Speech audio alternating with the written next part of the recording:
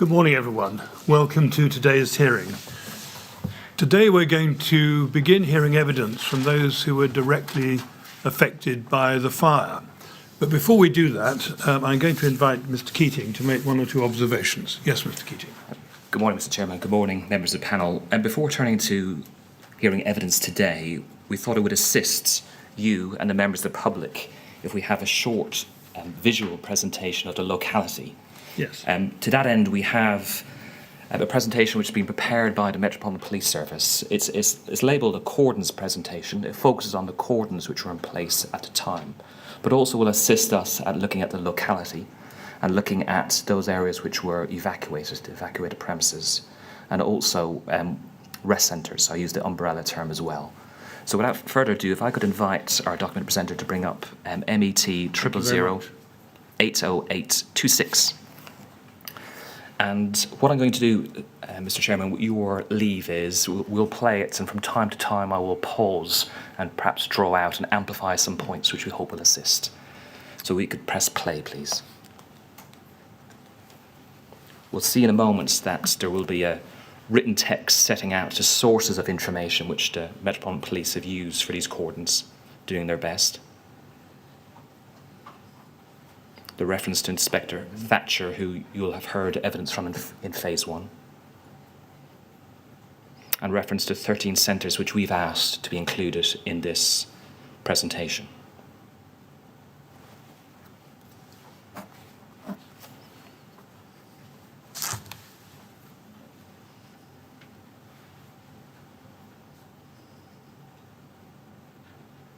So we could press pause there just for a moment, just to familiarise ourselves with the legend. The red circles are the cordon points, which obviously there's a cordon which is connected there, and you'll see in green text a number of the umbrella terms we use for rest centres. We'll see a better view in a moment of both the locality and the rest centres. But I'm going to ask if we could press play from now on, please. Thank you.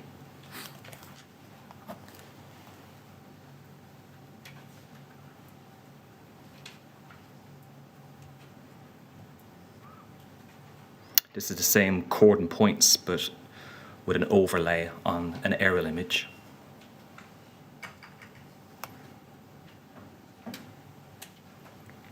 And this is the initial cordon we're about to see. And pausing there for a moment, just in relation to that, it's evacuated premises we're about to see. A huge amount of people were displaced following the fire on the 14th of June.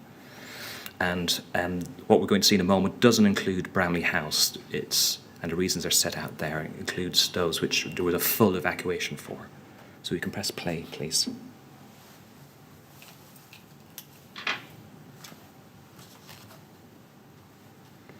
And we'll pause there. Thank you. So to assist, I'm sure that the panel is very familiar now with the locality, but it perhaps would assist everybody. We're going to hear a number of addresses. We see Grenfell Tower, obviously there in the centre where there is the square, and underneath that we see Grenfell Walk. And there is 3 blocks which flow from Grenfell Walk, termed the walkways or sometimes the finger blocks. And we can see from the left Hurstway Walk, and we see then in the middle Testerton Walk, and then on the right Barradon Walk. And then to the right of Grenfell Road, there is Treadgold House, which was also evacuated. And just whilst we're there, we can see some of the rest centres which were used, especially the Clements James Centre. And I'll return to the Garden Bar in a moment. So if you could press play, please.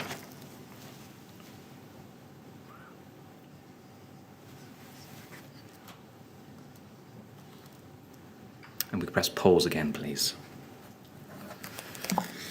So in relation to this map, it's labelled a rest centre map, but it's probably fair to say that that's a generic umbrella term. There's a number of specific types of rest centre which we perhaps don't need to trouble the panel with just now. And also it's right to mention that this does not refer to every locality which opened its doors. It's evidence that a number of premises opened their doors in the morning on the 14th of June, giving aid and helping people. What we have is we've focused on a number of addresses which we think will assist you and members of the public and witnesses going forward. Right. So perhaps if I could just talk through those addresses to assist. If we look at the bottom left, we see Belushi's. And Belushi's is in Shepherd's Bush. It's the furthest of all the addresses we're really looking at. And in relation to Belushi's, this was the first location of an official rest centre where David Carey from RBKC dispatched British Red Cross staff to on the morning of the 14th of June. And British Red Cross did attend there to set up a rest centre. The next address I'd like to turn to is Harrow Club, which again it's the centre of the page on the left. And this was one of a number of addresses in the community which opened its doors spontaneously to assist. In due course, British Red Cross staff were sent to that address to assist, and people from the Harrow Club were then moved very early on the morning of the 14th of June, perhaps between 6 and 7 a.m, to Portobello Rugby Trust. And Portobello Rugby Trust can be seen in the centre of the page. And that was a premises which again opened its doors spontaneously early on the morning of the 14th of June and was significantly involved in providing support on the 14th of June and the following days. And we'll hear evidence from Mark Sims during Module 4 and from Portobello Rugby Trust. We then have on the top left the Westway Sports Centre. The Westway Sports Centre is a address which we perhaps are very familiar with and we've heard a lot about. It too opened its doors spontaneously on the morning of the 14th of June. It later became the site of the Consolidated Rest Centre and the official rest centre by the evening night of the 14th of June. And thereafter it was the single official rest centre. If we then look at the Clements James Centre and the St. Clement's Church, they are on the same site. Again, addresses which perhaps we are familiar with, and they were active in providing support, again, opening their doors spontaneously on the morning of the 14th of June, and thereafter providing support. And again, we will hear evidence from Claire Richards during Module 4. St. Clement's, together with a number of other faith centres, we see the Latimer Christian Centre at the top left of the page. Beside that, we have the Notting Hill Methodist Church. We have St. Francis of Assisi Church down towards the bottom of the page. The Almanar Muslim Cultural Heritage Centre at the top of the page, near towards Labbot Grove. All provided support and were the focus for donations on the 14th of June and coming days. And the inquiry is grateful. We've received evidence from the vast majority of those locations, and that assisted us in our work so far. I mentioned the Garden Bar. I was going to refer back to that. The Garden Bar is not a rest centre as such. This is an address which is mentioned, and it appears on the evidence that this was a location which was initially where casualties may have been taken to, a clearing station, so to speak. But it is a address which you will hear from witnesses in passing and in giving evidence about. Two other addresses remaining. St. Mark's Close Children's Resource Centre. Not a principal address, but it's referred to in an early strategic coordination meeting as a principal rest centre, and where other rest centres were going to be consolidated into. And that's an area of evidence which we will have to examine why that was mentioned at an early meeting as the principal area where there's going to be consolidated rest centres. So that's St. Mark's Close.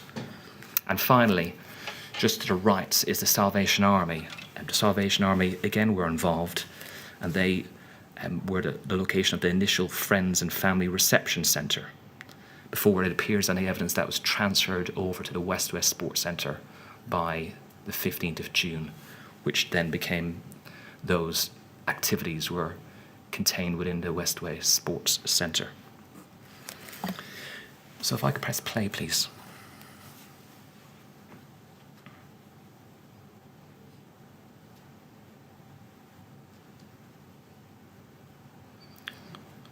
We're now going to see the traffic cordon, which is wider than the cordon we've looked at. So this is not to be confuse with the cordon we were looking at initially.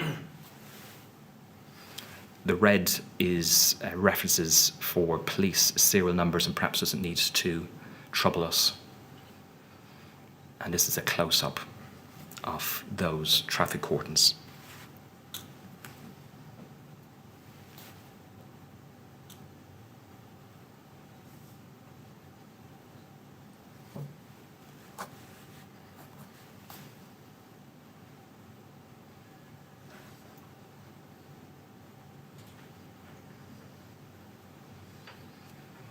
We're about to see a visual aid of perhaps the same point, but just really those dots are joined, and that shows the established cordon points as of 10 o'clock on the 14th of June. And perhaps an indication of the amount of displaced people there would have been at that time in the area, including all the walkways and Grenfell Tower.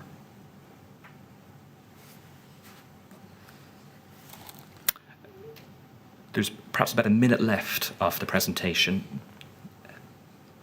Perhaps not too much of material which is pertinent to our initial inquiries, but what I'm going to do is just going to let it play and perhaps leave no more commentary.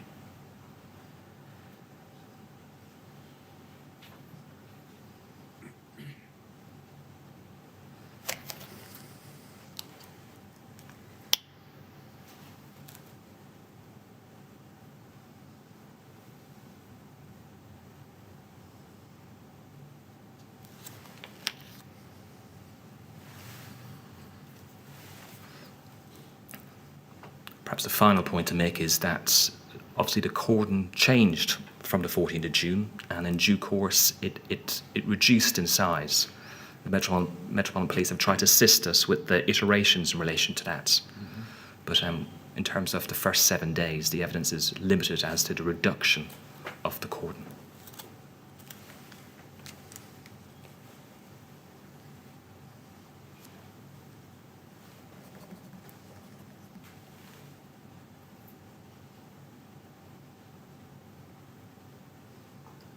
We can stop that there, thank you. Mr. Chairman, just to thank the Metropolitan Police and their officers for their assistance in relation to that, and Ms. Winfield, who has been very helpful in accommodating our requests in relation to that. Yes, thank you very much. I think the next stage now is Mr. Millett, forgive me, is going to is call our first witness. Right, thank you very much indeed.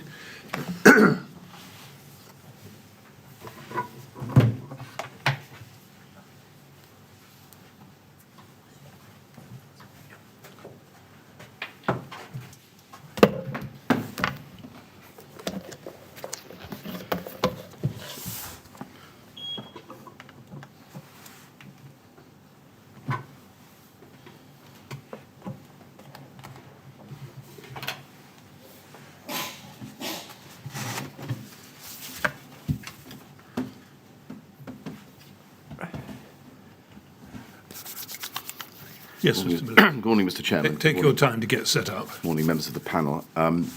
We thought it was better not to take up your time rising, and we can just get straight on. Yes, of course. Mr. Chairman, our first oral witness for this module in Phase 2 is Mr. Karim Mussilhy, whom I would now like pleased to call. Yes, thank you very much.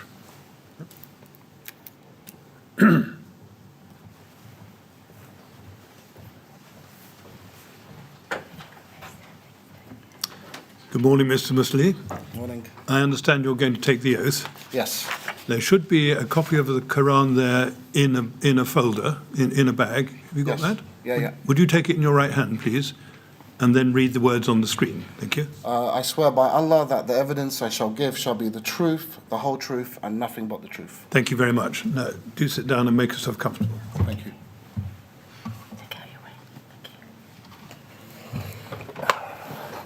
Right? Yes, Mr. Miller. Yes, thank you, Mr. Chairman.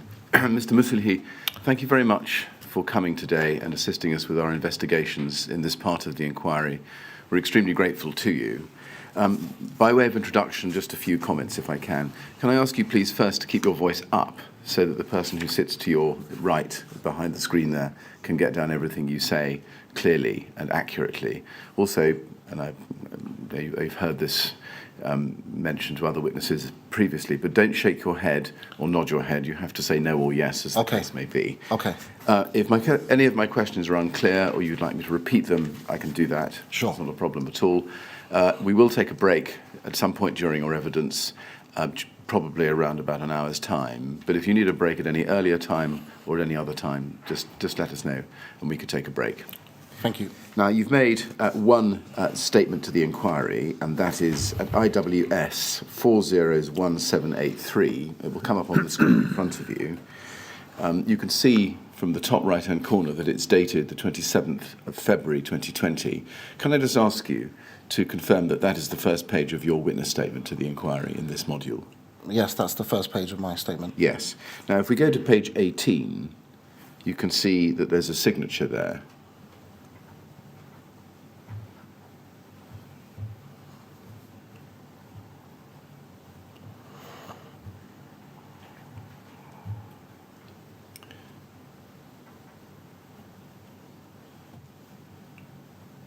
It still hasn't come up. No, it hasn't.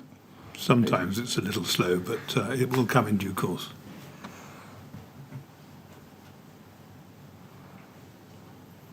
Yes, there it is. Well. You'll see there's a statement of truth and a signature and a date below it of the 27th of February 2020. Is that your signature? Yes, that is my signature. Have you had the opportunity to read this statement recently? Yes, I have. And can you confirm that the contents are true? Yes, I can. Thank you. Now, I'm going to turn to some background matters first of all.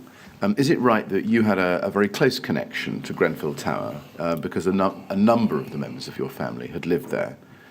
Yes, I did have a very close connection to Grenfell Tower. My uncle, my great uncle, Uncle Mohammed, along with my grandmother and her husband at the time, and my mum and my auntie, Noah, all lived together in Grenfell Tower for a period of time. I believe flat number was 171.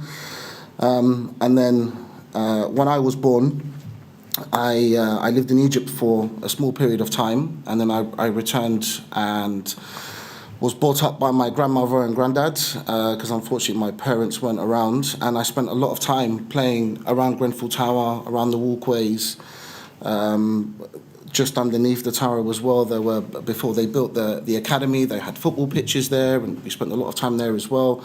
So a lot of my childhood was spent in and around Grenfell Tower. Now, your uncle Hesham, and forgive me if I've mispronounced it, is it Hesham? Yeah, it's Hesham. Hisham. Your uncle Hesham Rahman moved into flat 204, I think, in 2012. Is Yes, that right? That's correct, yes. And you say, I think in your statement at paragraph 6, that he was a big part of your life. Could you just expand on that a little? Yeah, sorry. So like I mentioned, I grew up without my parents, unfortunately. My dad wasn't around and my mum not so much. So my grandparents became my parents, and we all lived together on the Lancaster West Estate. And when my grandfather died, when I was around 12 or 13 years old, Uncle Hisham very quickly took that father figure role. He saw how upset I was, and I knew it had made him upset as well, but he could see how much it had affected me, and he quickly sort of put his arm around me and took care of me. And as I grew up and sort of went through my teenage years, he was a massive part of that in terms of football and telling me, teaching me how to read and write Arabic, teaching me about my religion, and was just the only sort of predominant male figure in my life growing up. And even after you had your own family, is it right he had an important role to play? Yeah, I mean, I didn't see him as much as I would have liked to. I met my wife and we moved in together and we started a family, but we stayed in contact. He always made an effort to send presents for my kids' birthdays and speak to us on birthdays and stuff like that. And when he moved into his flat in 2012, and my daughter had just been born, he saw her quite a bit, and he would always, like I mentioned, send her presents. And I was around him quite a bit during that time because he had just moved into his flat. But yes, up until he passed away, he was a massive part of my life. And I'd like to ask you next about the night of the fire. And I'm going to use your witness statement to try to keep as near as possible to the chronological order of events as the night progressed. So first, I think it's right, is it, that you became aware first of the fire from your wife Yes, that's correct. at about 6 a.m.? Yes, I was living in Feltham at the time, and I was working in the city in Mayfair, so I was waking up really early to get ready for work. And I woke up at around 6 a.m. My routine was, I'd wake up and get in a shower and get ready and have a coffee, and my wife would wake up with me to help me. And I remember being in the bathroom and hearing this scream. I'd never heard my wife scream like this before. And it scared me. It felt like somebody had, broke into the house. And she quickly rushed into the bathroom and showed me, I don't remember whether it was a picture or a video, but of Grenfell completely engulfed in flames. And I was just shocked and quickly got out. I tried to call Uncle Hisham. The phone just kept ringing. So at that time, I didn't really think that, or believe at least, that he was in any sort of serious condition or in trouble or anything like that, because I heard the phone ringing. I called my grandmother, and she had said to me that she'd spoken to him earlier in the night, but hadn't been able to speak to him for the past few hours. I think I left a message for my boss to say that something had happened, but I was going to be in work a little bit late. So again, not realizing the severity of the situation even then. And I made my way down, and during my journey, all I kept doing was kept calling him, and it just kept ringing. And then I was calling everyone else in my family, my great uncle, my grandmother again, my brother, my sister. I'm just trying to see if anyone had any sort of more information about speaking to him or anything like that. And that's how I found out, basically. Sorry if I've gone a bit too far. No, it's helpful. And you arrived, I think you say, at about 7:20. Yes, around, I would say, about 7:15 in the morning. There was a lot of traffic as you came closer into the area, so it was really hard to try to get in. And I remember I came in through sort of near where the St. Clement James Centre is, and I was able to park my car somewhere not far from there. But again, there were a lot of, people around. There was police at certain places sort of stopping random people from coming in, I guess, but that didn't work very well. And yeah, that's when I first got to the area. It was around then. And how would you describe the scene that you saw when you arrived? I mean, it was just utter madness and chaos, and it was just so surreal. And when I got there and I looked up at the tower, the top floor had flames still coming out of it, thick black smoke, flames coming out of it. From that part of the area where I was, I couldn't see directly into Uncle's flat until I sort of got closer towards my nan's house, but you could tell that the whole top floor was completely engulfed in flames, and then a couple of floors below it.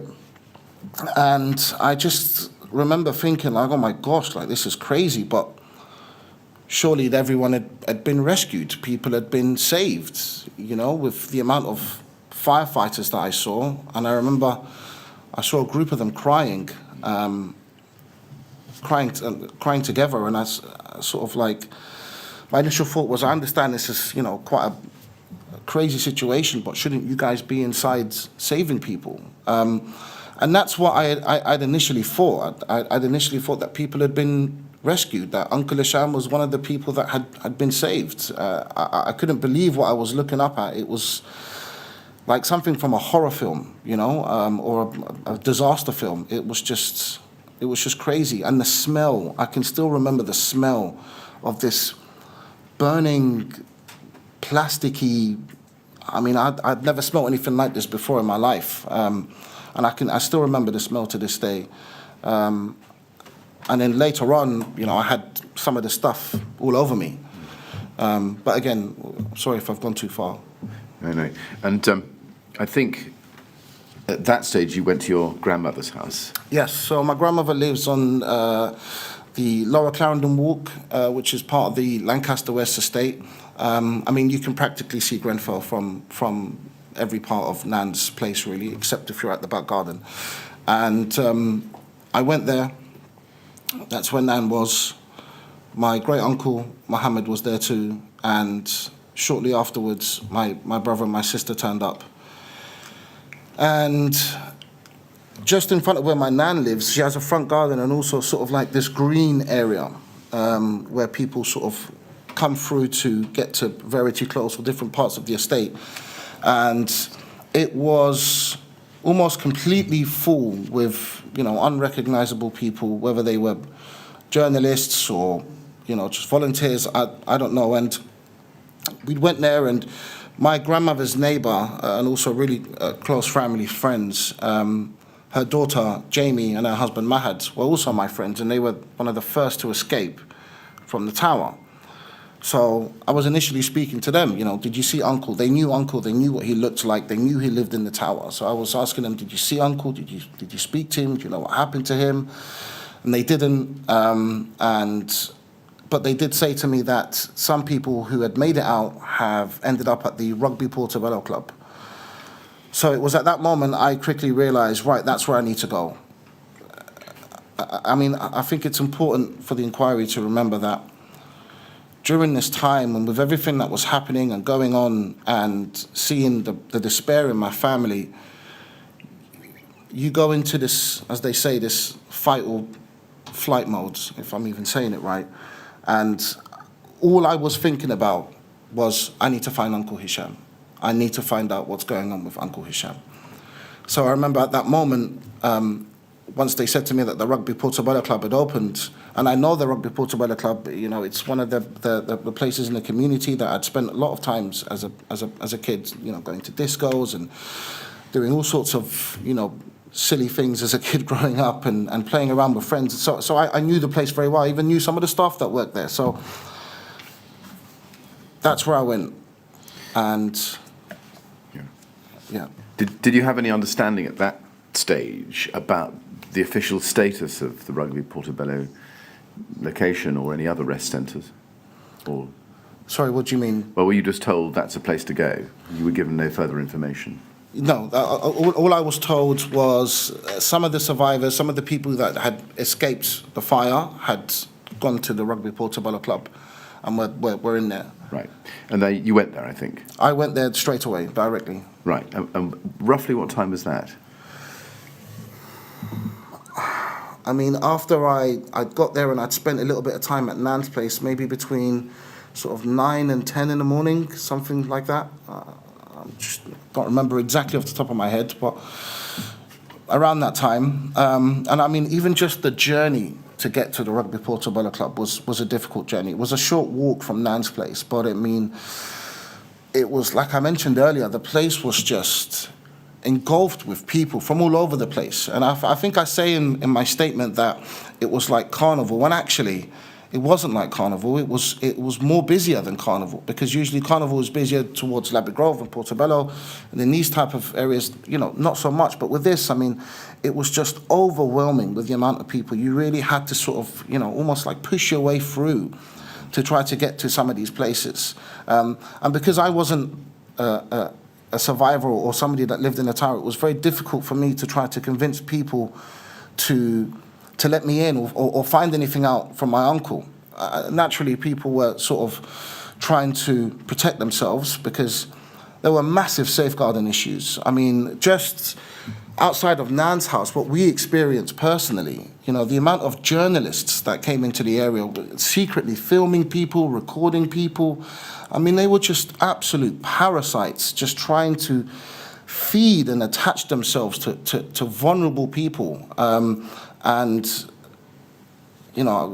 was told things about people turning up to hospitals and hotels, but this is later on during the week where some of the survivors and the families were, trying to leech on to vulnerable people and turning up with cameras and stuff like that, and it was just wrong.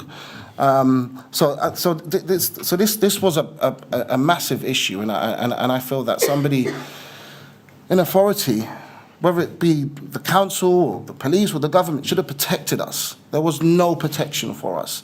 These people came from anywhere. I mean, a lot of great people came and helped the community, organised themselves and sort of led the donations and volunteers, etc. And it was fantastic. But there were also a lot of people that came from outside the community who weren't directly involved, that were trying to leech onto vulnerable survivors and bereaved.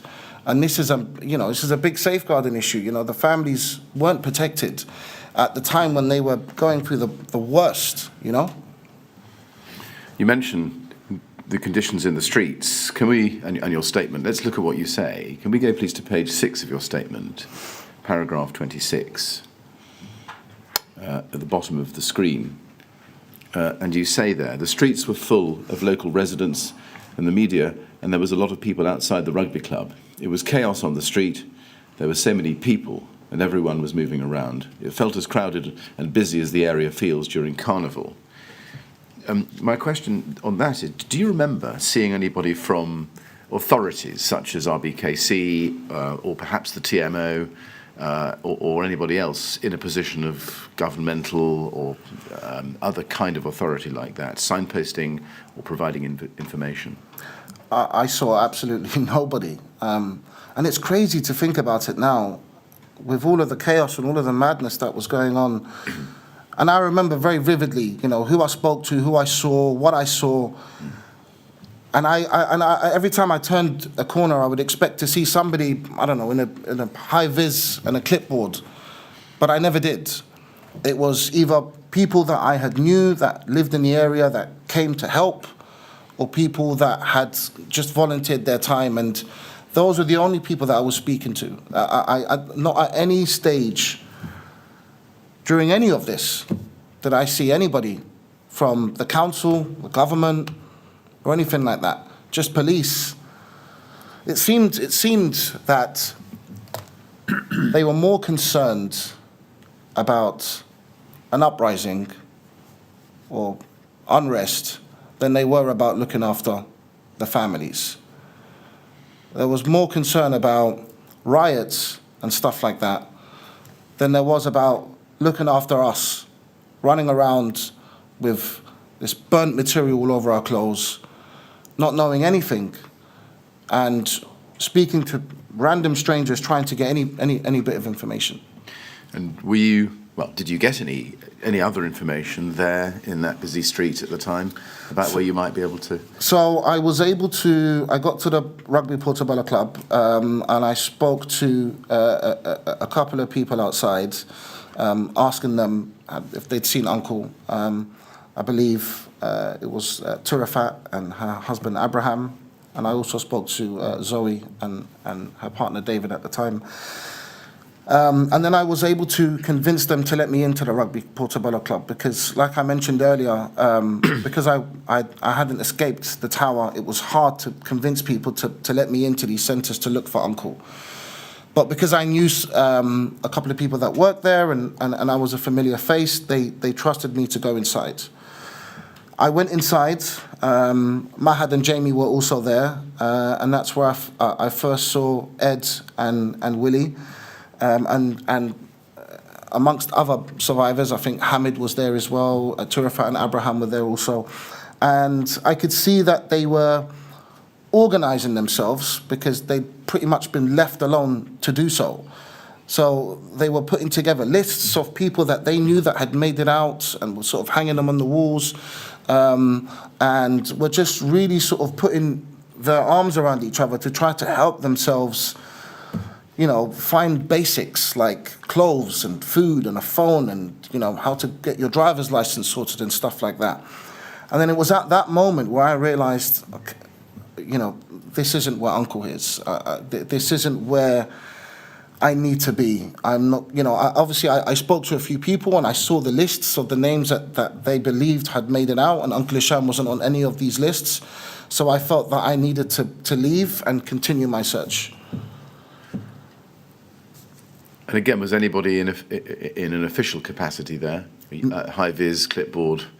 No. No. Do you know what system they were operating to tell people apart, so as to be able to let them in or not? What were the criteria that they were using to allow people entry? So at first, I believe that they were every person that had made it out of the tower. I don't think that there was a system where they checked whether you just escaped or not. Right. I think that you could quite easily tell, some people in their pajamas and stuff like that. But then once they were in, they take their name down and what flat number they were from, and then they knew who was in. And that was really, there wasn't anything complicated about it, but it was important that they kept it as sort of tight-knit as possible because of all of the chaos that was going on. And like I mentioned earlier, people trying to get inside and get close and whatever. But there wasn't any sort of particular operating system, if you will. It was quite, basic. And did you get any kind of understanding? And I know it must have been very difficult, but any kind of understanding about what they were doing with the information, what those at the Rugby Portobello Trust were doing with the information about who had come into there from the building? I think at that time they were just sort of keeping it to themselves. And when I say to themselves, I mean keeping it to the people that were running or looking after the Rugby Portobello Club, or the rest centre, if you will, in order just to know that who'd come in, who's here, who's inside. And it was just more for themselves and for the survivors, really, because that's how people were trying to keep track of who'd made it out and who hadn't. But so far as you could see, is this right, they weren't then disseminating that information to any central or official hub? Well, there was nowhere to send it to. There was no information about, if you gather information or if you have information on people that had made it out or people that were still missing, send it to this email address, for example. There wasn't any of that. So, were you surprised at the time? Do you remember that there was nobody at RP with an official status from RBKC or central government, perhaps, or the TMO? Yeah, of course. Like I mentioned earlier, every time I was out and about running around, at every turn I would take, I would be thinking, okay, I'm going to see someone. I'm going to see someone now. I'm going to see someone now. And it just never happened. I never saw anybody, and it shocked me. It surprised me. But I guess I wasn't thinking about it so much at the time when I was running around just trying to find Uncle. But I started thinking about it more and more once I was becoming even more frustrated because I wasn't allowed in some of these places. I wasn't able to find out who was inside and the list of people that they had there. And I just wish that there had been somebody that I could go to, whether it be from RBKC or the TMO, to sort of say, look, this is my uncle, this is who he was, this is where he lived. They're not letting me into these places. They're not letting me find out what had happened to him. Can you help? Where else do I need to go? What else do I need to do? Maybe you can go inside and find out these things for me. And it just never happened. And as the days went on, it just became more and more apparent and more frustrating that the realization of, we were completely left alone. We were abandoned. We were abandoned. We were abandoned in the worst way possible, while we were looking for our relatives. And they could have helped. We were in such a dark limbo for a long time. We'll probably talk about this later, but we didn't find out that Uncle was officially dead until August. And the fire happened in June, of course. And even to this day, I don't think anybody from the council or the TMO has ever contacted my family about the death of my uncle or my uncle being missing. I think the only time we got contacted was my great-uncle, Mohammed, was asked by the TMO to be a translator for them. That was the only time that they contacted us. And as we speak more later this morning, we'll find out more about the severity of their abandonment towards my family personally. But we were left alone. We were left to suffer publicly. Now let's just go back to, because we'll take it in slow stages, but let's go back to your statement at the foot of page 6, paragraph 26. You can see you say there, when I got to the entrance of the club, I spoke to people who were volunteering there, and I told them I was looking for Uncle Hesham, who lived on the 23rd floor of the tower and was now missing. They let me inside. And then you say, I saw that the volunteers had made a written list of people who were recorded as having survived. I checked the list and Uncle Hesham's name wasn't written down. Did you find out what the process was for collating that list? Who was in charge of it, where they were getting the information from? Did you find that out? So what I knew was that there were a couple of volunteers sitting at the entrance, or sitting by the entrance of the Rugby Portobello Club, right. And they had these big, I don't know if it's A1 pieces of paper that they were just writing on using coloured highlighters, and I assume their process was they were writing down the names of the people that had came in, right? So, for example, Ed's name was on there, and Willie's name was on there because they were already inside, and I could see that Uncle's name wasn't on there, but I just hoped that, you know, they'd missed his name or thought he was somebody else or whatever, and I just had to just go in and see for myself. But there was no, again, it was just simple as a piece of paper, a pen. We need to try to find out who had made it out, who was here with us, and who do we still need to be looking for. Well, on that last point, was there a system in place? I mean, did they say to you, well, he's not here, your uncle's not here, but what's his name, what are his details, what flat number he was in? Yeah. So what happened was, I believe I wrote his name down on the paper. I think there was a paper of people that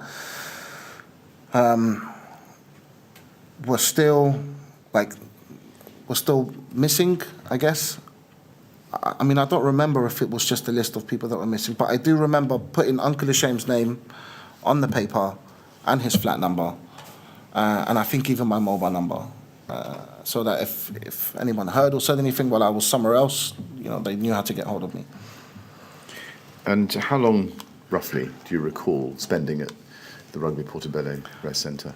I mean, it was no more than 15, 20 minutes. And after you left, what did you do next? After I left the Rugby Portobello Club, I think I started heading towards the Clement James Centre, if I remember correctly, and even that was really chaotic. I mean, I couldn't get anywhere close to the Clement James Centre, but I had this sense that Uncle wasn't there, that there wasn't a lot of talk about lots of survivors being there, the same way they were at the Rugby Portobello Club. So I very quickly realised and had this sense that Uncle Hesham wasn't there. And again, you know, from the Rugby Portobello Club to Clement James, it's not a very long walk, but because of the chaos in the streets, you almost had to sort of shove your way through people. And again, I just remember, you know, the cloud was still smoking, the smell was very potent, and nobody with an official status in sight, apart from, you know, volunteers, people from the community trying to lead and organize and help with donations. There was nobody from the council, the TMO, from the government directing or helping or giving out bits of nothing. Now, you went to St Clement's Church, and I think you say in your statement, at paragraph 29, if we scroll down, that you couldn't get in because it was too busy. Roughly what time was that? I know it's difficult to be anything like precise, but roughly what time of the morning was that? I mean, I would probably say it was between 10 and 11 in the morning. Sorry, I can't be any more exact, but... And when you got to St Clement's Could you tell who was running things there? No. I couldn't tell because, again, there was just loads of people around everywhere. Yeah. I couldn't even sort of get a glimpse inside. And it was frustrating because I really wanted to be able to go inside and physically see for myself whether Uncle Hisham was there or not. But I couldn't, and I just had this feeling that he wasn't here. He's not here. I didn't know what was going on inside and who was inside and who was running things. But again, I didn't see any. There was never a feeling where you could see where somebody was not necessarily taking control, but leading people, even showing them where an entrance of the place could be. There wasn't any of that.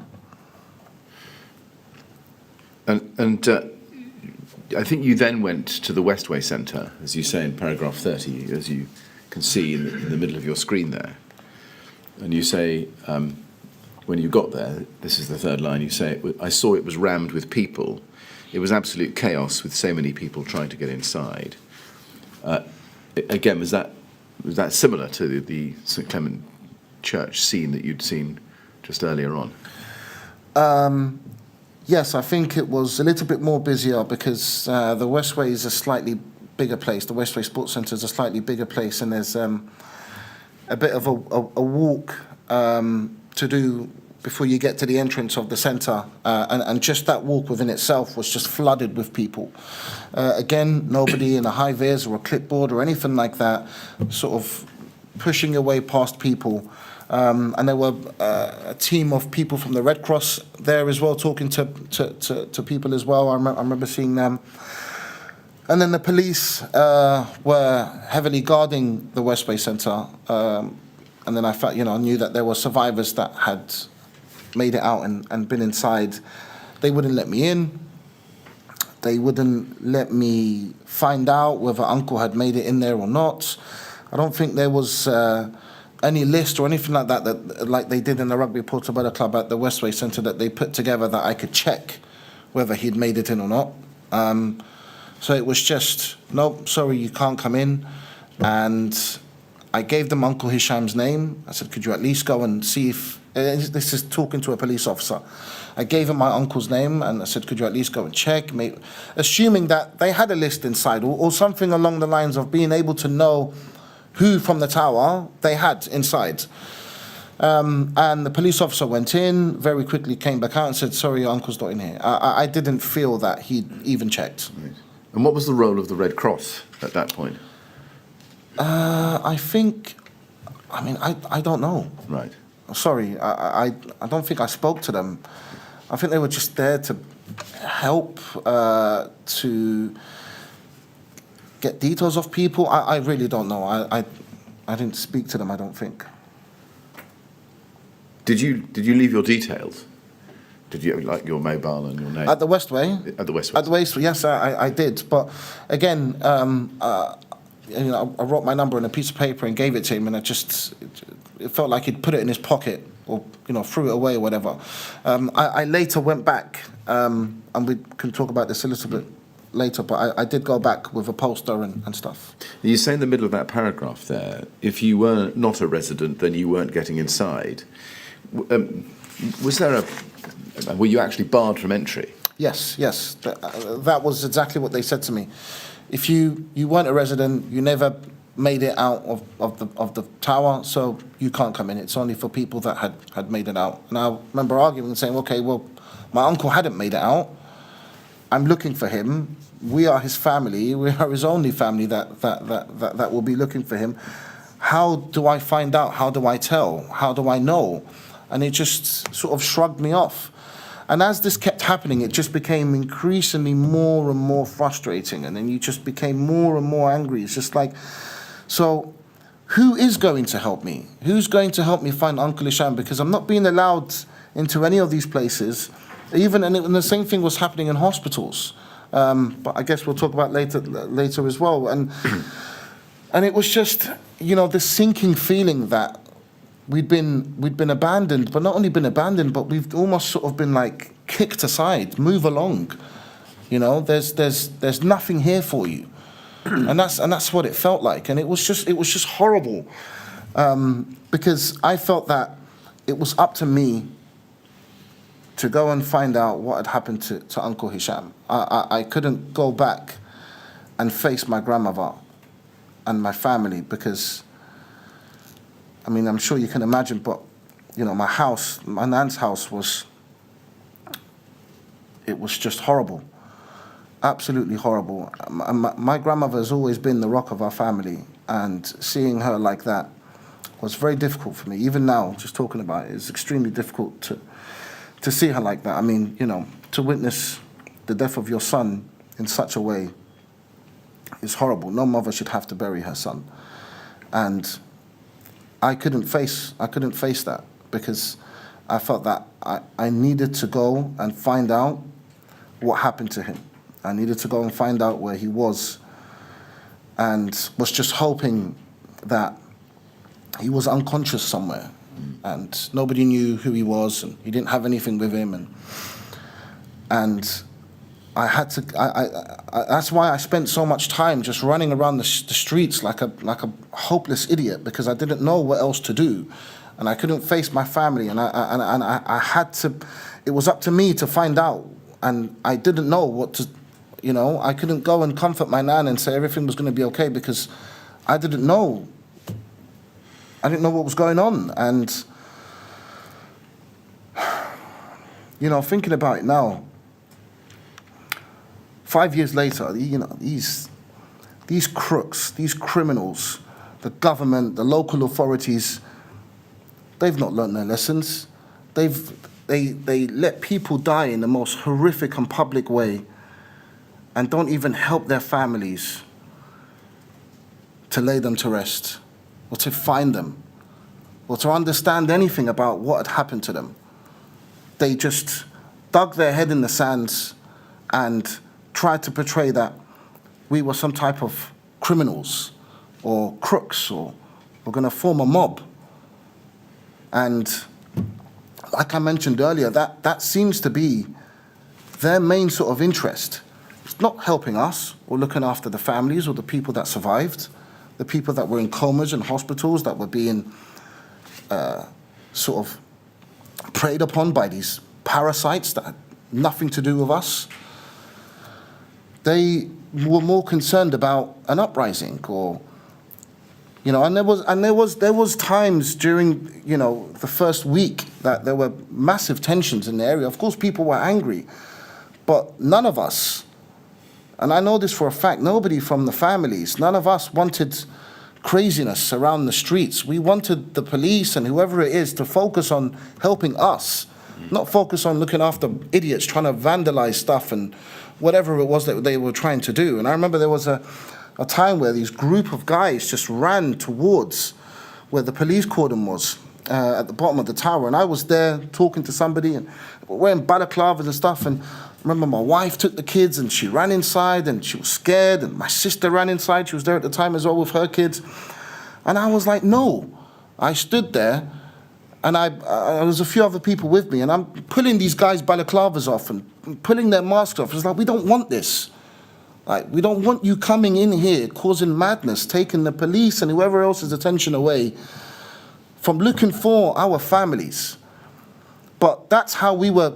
That's the picture that the council and the government and the media, you know, painted of us. That we were these crooks, these mindless, you know, fools that were going to ruin our community and riot and whatever it was, and that wasn't the case. And I there are many reasons why I believe they didn't come and help us, whether they were scared or whether they did really believe within themselves that an uprising was going to happen or that we were going to riot. And it just tells you that, you know, detachment and disconnect from the actual people that were living in this area, and they had the duty of care to look after. But sorry, I've rambled on a little bit, but I did my best to try to get into these places. I did my best to try to get any bit of information through anybody and everybody. And through desperation, I probably, you know, did things that wasn't the best, but I was desperate. And how did you feel about having to shoulder, as it sounds from what you're telling us, on your own, the responsibility, personal responsibility of looking for your uncle? I don't know. I guess it's something that I'm coming to terms with now. It's been so full on for the past 5 years, since the first day up until today. This has been my life, and I don't know the actual answer to that question, Mr. Millett, because I'm still coming to terms with that. But I did have my siblings with me, my brother and my sister, you know, during the first initial stages, and sort of they helped coordinate the search. So while I was running around the streets, my younger brother was going from hospital to hospital with my great uncle to try to find out, and then my sister would stay at home to comfort my nan and stuff like that. I mean, it wasn't just me by myself, but I mean, like, I was the oldest out of my siblings. I was the person that, you know, it was my duty, and I feel like, you know, I didn't fulfill it because I couldn't tell them anything. And then I was so upset and angry because I wished that somebody called me. I wish that I was told when the fire started.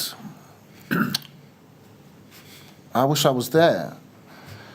But the more I think about that, I probably wouldn't be here today, because there would have been no force that would have stopped me from going in that tower. Nothing, nobody would have been able to stop me. And I would have, you know, I was quite fit and healthy then.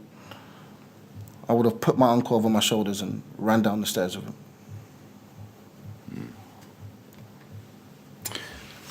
Let's go back to paragraph 30 of your statement. You say, towards the bottom of the screen, you gave Uncle Hesham's name at the door to a police officer, and I explained he was missing, and I wanted to come inside the centre to see if he was there. An officer left the entrance and came back and said to me he'd been inside and checked for Uncle Hesham and he wasn't there. But I didn't get the sense that he'd actually done this. The officer gave me no assurance, I turned the page, that there was any kind of list of residents accounted for that they were making there, and that there was a list of those that were missing. Were you given any information at all to help you in your personal search that you had taken on your own shoulders? No. So when I was told, in this example by the police officer, that Uncle wasn't here, it was like, he's not here, move along. Not, he's not here, but maybe try over there, or maybe try and contact this number. So even from the police, there wasn't any of that. You know, it was like they were there almost like ready for a fight. And anyone that wasn't where they were supposed to be, move along. You know, that was sort of their attitude. And that's what I felt. That's how I felt, that I was being moved along all the time because I didn't make it out the tower.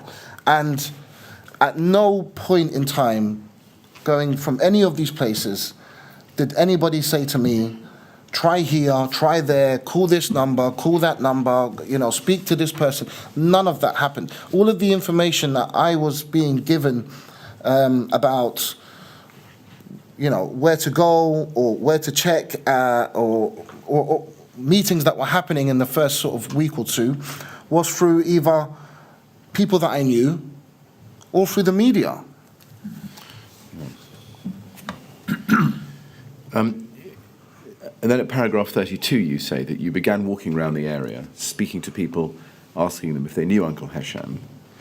People shared information about the different centres which had opened up.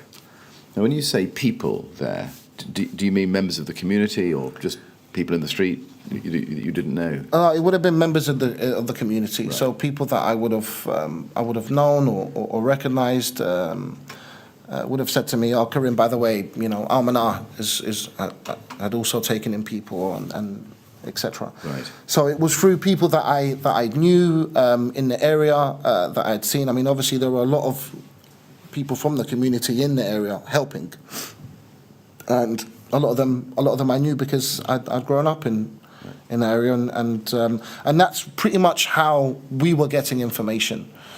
Because again, there was nobody in a clipboard or a high vis or anything like that. Or they could have at least tried to give out a statement or give us something to work with. But no, nothing. And those rest centres that you'd heard about, were they community led? Did you get the sense at the time, or did you get the sense that at last they were being opened up by RBKC officials or people from the TMO perhaps, or more centrally? These centres, I mean, the ones that I went to were all led by the community. And I think you went to the Methodist Church next. Correct. Yes. But you say you weren't let in because it was too full. Yes. Again, full of who? Full of escapees from the tower. I mean, when I was standing outside there, and I'm guessing this is because the people that had escaped from the tower, they were sort of inside or downstairs or somewhere where people outside couldn't see them. All I saw was either members of the community or volunteers that had come down to help. Some of them I didn't recognize. And again, it was, the Methodist Church isn't a big place, and there was a lot of people outside anyway, because that's where the police had their cordoned off the entrance to the tower and the academy. So there were throughout the whole time there were always a lot of people there anyway, shouting and talking and doing all sorts of stuff and donations and what have you. But the Methodist Church wouldn't let me in because it was full. Again, similar sort of thing, but they were. I think I was able to speak to Mike Long, who I'm not sure what his role is, but yeah, I know of him and I spoke to him and I said to him that I'm looking for uncle and stuff like that, and he sort of said to me, I'll try and go inside and find out, but he was pretty sure that he wasn't in there. And then I was just told that I couldn't go inside, and I did. I mean, I stopped trying to push my way into these places. I also appreciated that there were survivors in there, and I didn't want to upset anybody, and everyone was going through whatever they were going through. I mean, I can't even comprehend what they were going through, and so I didn't want to sort of like be forceful and cause any type of like, fight or anything like that, right? And that's how it was outside the Methodist Church, just like it was everywhere else. You could tell that there were people from the community, along with volunteers who had come to help, that were organising themselves and what was going on with donations and helping people and just as basic as giving someone a bottle of water and a blanket, because like I said, some people came out in just their pajamas and that's all I could see in terms of help or visual assistance. There wasn't anything else or anybody else. And I think you next went to the Al-Manar Mosque. Yes. Now that's quite a way, as we've seen Yeah. with the map this morning, Yeah. up towards Ladbroke Grove to the northeast. Did that take long to get to? Did you walk? I did, yeah. So I was walking the whole time, and yeah, Al-Manar was a little bit more of a walk. But as I got towards Ladbroke Grove and then further up towards Al-Manar and Portobello and Goulburn, it wasn't as busy as it was in and around Grenfell, Lancaster Road, the Methodist Church and stuff like that. It wasn't as busy, so the walk didn't take that long. Again, just thinking about it now, I don't even know why I went to Al-Manar. It just seemed like it would be such a long way for him to walk if he'd made it out of the tower. But again, just through desperation and through not knowing anything, was willing to walk anywhere if it meant that I could find Uncle Isham. Did you find anything out when you got there? No. Was there a system in place for disseminating any kind of information when you got there? I mean, I remember there being a lot of people there. I don't think there were any survivors there. I could be wrong, but I don't remember seeing anybody there. I just remember speaking to a few people outside, a couple of my friends and one person that I didn't know. And, you know, they were sort of saying to me, have you tried here and have you tried there and have you tried? And I was like, yes, I've tried all these places. And I think, you know, your best bet is kind of really being closer to the tower and your place than being up here. I was like, yeah, I came here because I didn't know where else to go. But there wasn't, it was all, again, them. It was, you know, people who had either worked at Almanar or people from the local community who go and use the mosque to pray on a regular basis. Now, I think by this point, we've counted, I think, 5 centres that you visited but had found no information about where Uncle Hesham might be. This is what, mid-morning? Yeah, now? This would have been about mid-morning, yeah. And how are you feeling by that point?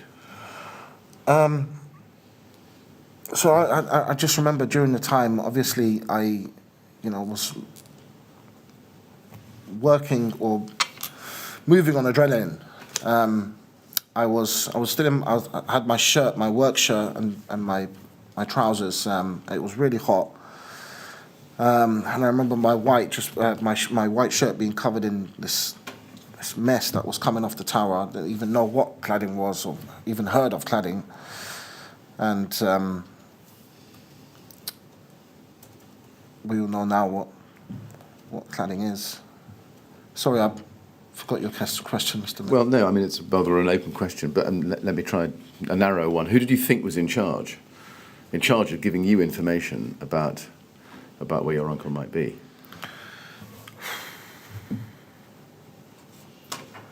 That's a good question, Mr. Millett. And, you know, even to this day, I don't know if anyone ever was. I don't know. It was always down to us. Even to this day, it's always been down to us.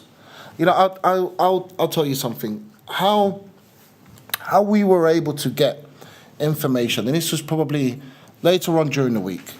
And I was speaking to my friend Ahmed, who I've known pretty much all my life, and unfortunately he lost his mum and his sister. And we were talking on a regular basis, and he was also talking to other bereaved family members through doing similar things that I was doing, sort of going around speaking to people, seeing them wherever. And we were able to, well, he was able to put together a watertight group, which didn't exist until probably a month later, but the basis of it was there. We were in communication with a lot of bereaved families, and that's how we were getting information in terms of, right, they've started to identify people on the top floor. That means we might be next. In the next few weeks, we might get some information. They've started to go through this process or that process, and that's how we were able to find out key bits of information about our loved ones. And then the WhatsApp group came, and it was a very watertight group, still to this day, where we shared, communicated. So we were able to do this in days. Yet still to this day, the council have not been able to give us a list of who was in that building. Still to this day, the landlords, or the so-called landlords, or the people that have been put in charge to look after our families, our vulnerable families, they still couldn't do that. But yet we were able to do that within days because we were determined to find out what was going on, what the plans were, what the next moves were. And that's how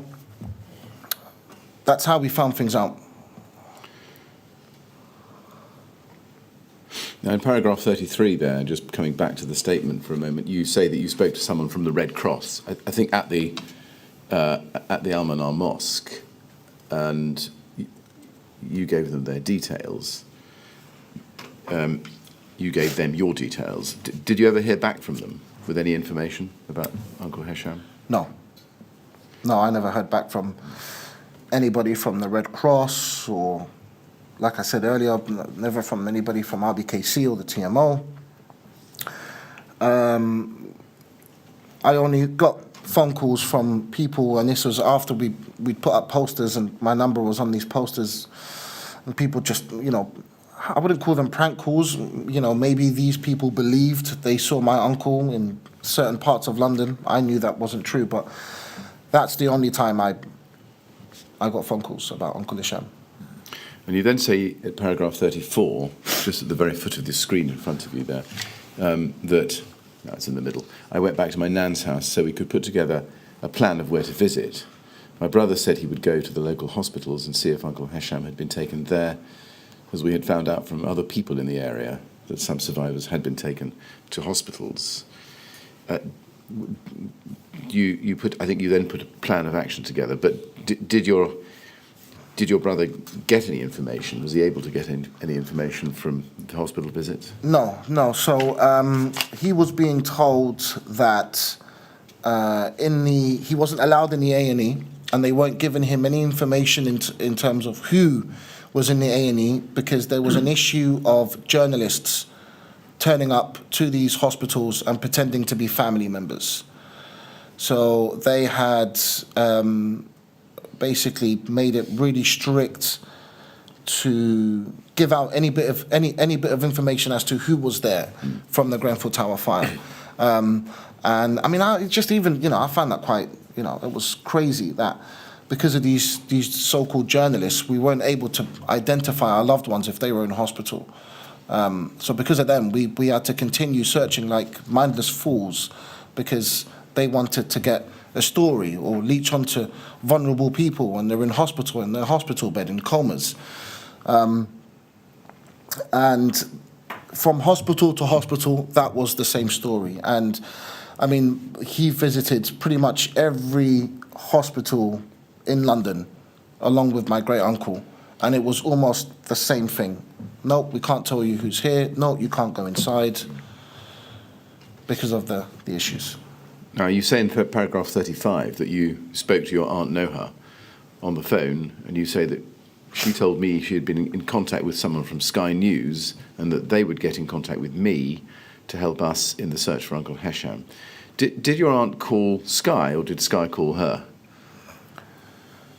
I think she reached out to them. I think they, during the time, they had sort of maybe put out a message on one of the on the news or something like that, that if you're looking for somebody, get in touch. We can maybe try to help.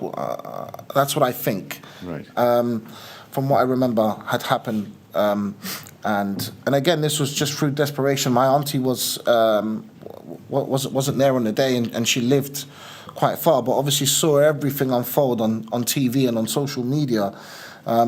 I think I remember her telling me that she'd seen obviously on the news and somewhere on Sky News it said that you can get in touch and we can try to help, and just out of desperation and knowing what I was doing, going around, and because I was talking to her quite a lot, she'd reached out to them to try to get their help. And you go on to say they called you and said they wanted to help. Yes. And they said they'd put up posters and would cover their search for Uncle Hisham. Did you accept that offer? I did accept that offer. And it probably wasn't the best thing to do. I mean, I'm not taking anything away from the guys at Sky, Charlotte, and they've been great, but I just didn't know what else to do. I was so desperate. And from running around from all of these places that I'd known from childhood, and speaking to people that I've known since I was a kid, and still not getting any closer to where I was when I first got to the area on the 14th of June, I was desperate. I just thought that maybe by using the media, someone that I haven't seen will see it and will know me from the area, or will get in touch because my number's there. I was just doing whatever it took to try to get any ounce of information about Uncle Hisham, because no one was telling us anything, and we were left alone to find this information out. So had somebody, again, in a high-vis or a clipboard said to me, maybe, we can try to help you with this or try to help you with that, we wouldn't have reached out to mainstream media to put up posters and look for Uncle. Did it lead to anything, your contact with Sky? Anything helpful? I mean, it was helpful because, it did get the message out, and I think there were also other family members that were putting up posters the same way we was, and it brought it to people's attention that there were, obviously we knew people didn't make it out, but who these people were, you were able to put faces on them because the families like myself were looking around, spoken to their family members earlier in the night and then hadn't been able to speak to them and they haven't been able to find them. So, but other than that, I mean, apart from, phone calls and stuff like that, people telling me that he's in Primrose Hill and Hyde Park or whatever, which obviously wasn't true. It didn't help. No. And as the day progressed, from the morning into the afternoon, did you get any further information that you were looking for? On the first day, Yes. No.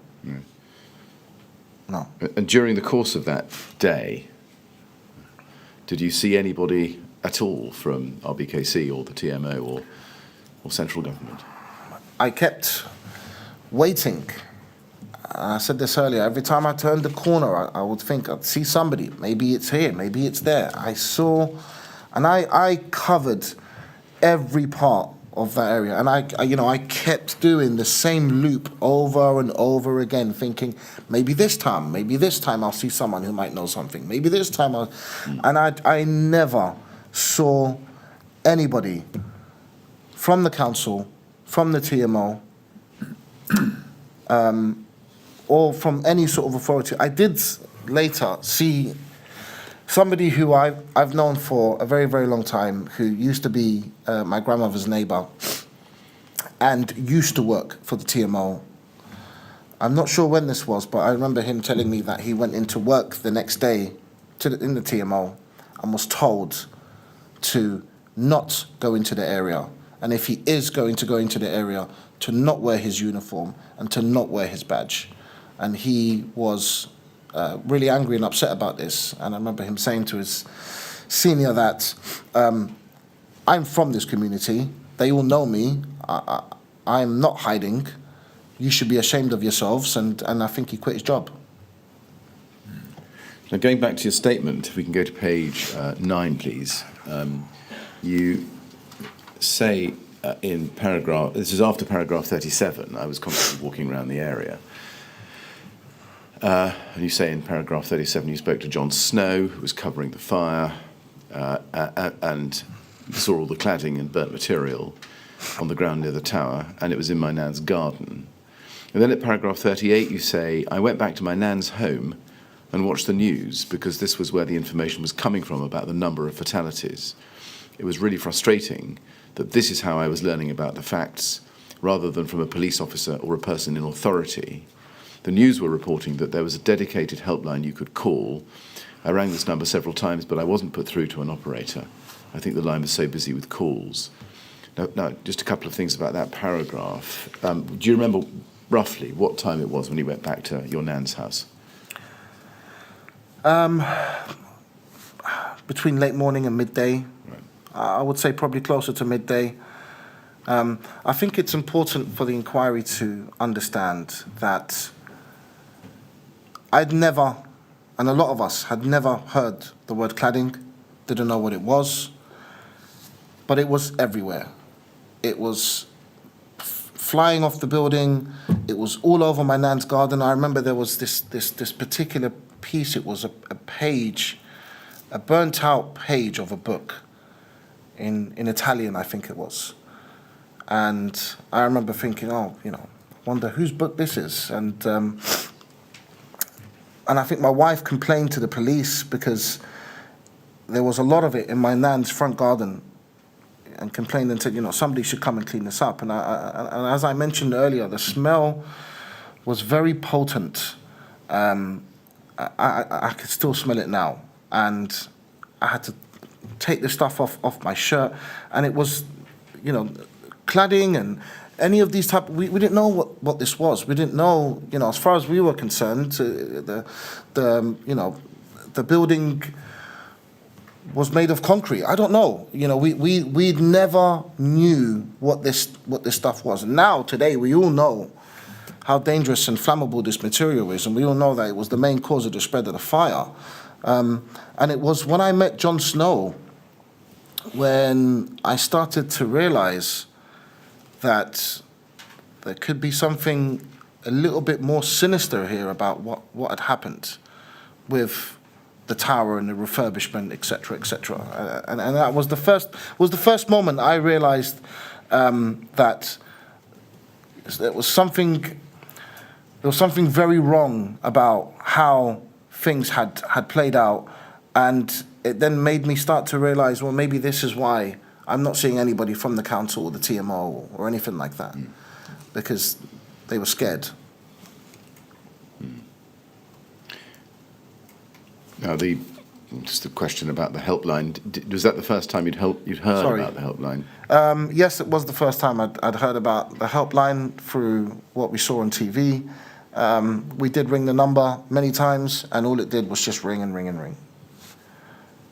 No. Was there like an answering machine or No. Just ring? It would just ring, and then eventually it would just cut off. Yeah. So you weren't able to speak to anybody, or there wasn't an automated voicemail, or an automated person, saying hang up and try again. There wasn't a way to leave any contact details or anything like that. It just rang, and after a certain amount of rings, it just completely cut you off. And that happened all the time. And I remember it was the BBC, I believe, that had posted that number initially on one of their media sort of broadcasts. And I know whilst I was away, somebody from the family was constantly calling that number. Right. To try to, because we knew it would be busy, so we knew that we'd need to, we weren't going to get through to somebody straight away, but we'd keep trying. And we did, and we were never able to speak to anybody.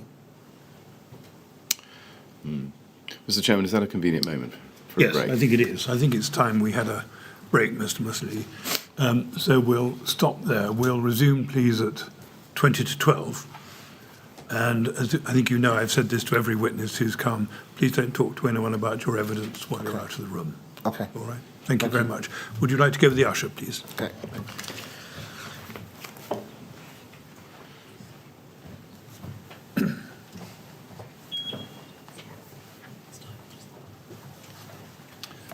Thank you very much, Mr. Billett. 20 to 12, please.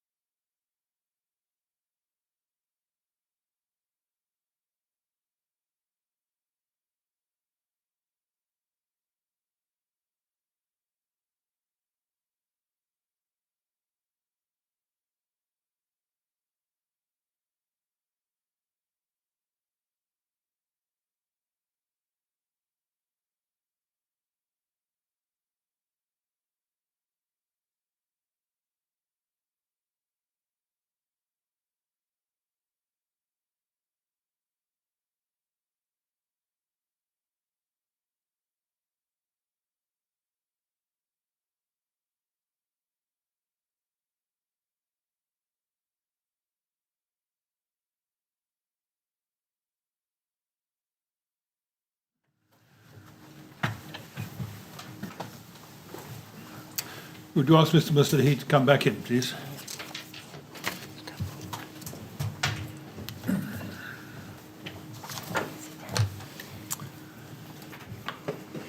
All right, Mr. Mussilhy, are you ready to carry on? Yes. Good. Thank you very much. Yes, Mr. Williams. Thank you, Mr. Chairman.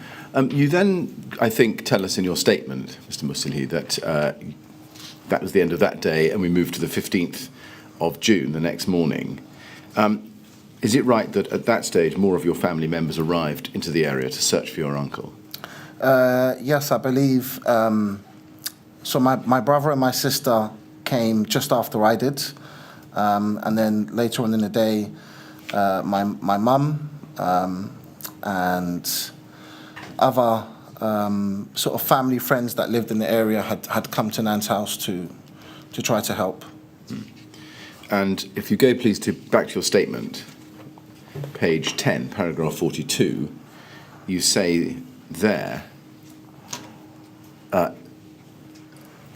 that, and I want to pick this up if I can at the second line, you'd met a friend of Uncle Hesham's with a photograph, and you say, I was surprised she'd done this because because there was a lack of a coordinated response from the authorities, so people in the community were taking it upon themselves to do things to help and get information about missing people.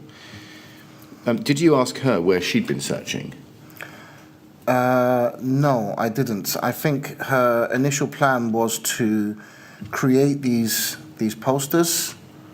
She'd had a photo of him, printed some posters, and then to come and meet with us because I think she'd seen or heard that we were out looking for him. So so that was sort of her way of coming to try to help with us. But absolutely, this is what people were doing. You know, not only just from the community, but from all over, because they could see how chaotic everything was, especially for us, the families looking for our missing loved ones. You know, they wanted to help, and they did whatever they could to help, even if it meant just printing off a picture of the person who was missing, because there was nothing else. What time did you arrive back at the area on the morning of the 15th? It would have been quite early because I remember I left and my wife was getting the kids ready to go to school. And then I came, I don't remember if I came first or and then my brother brought her or whether she came with me. I'm not, but to answer your question, probably between 8 and 9 a.m. in the morning I was there. And I think your wife also came. Yes. After dropping the children off. Yes. My wife came to help me that day with putting up posters. Yes. From that point in the morning, whenever it was you arrived, was there any detectable improvement in the flow of information or in the organisation systems that you could see?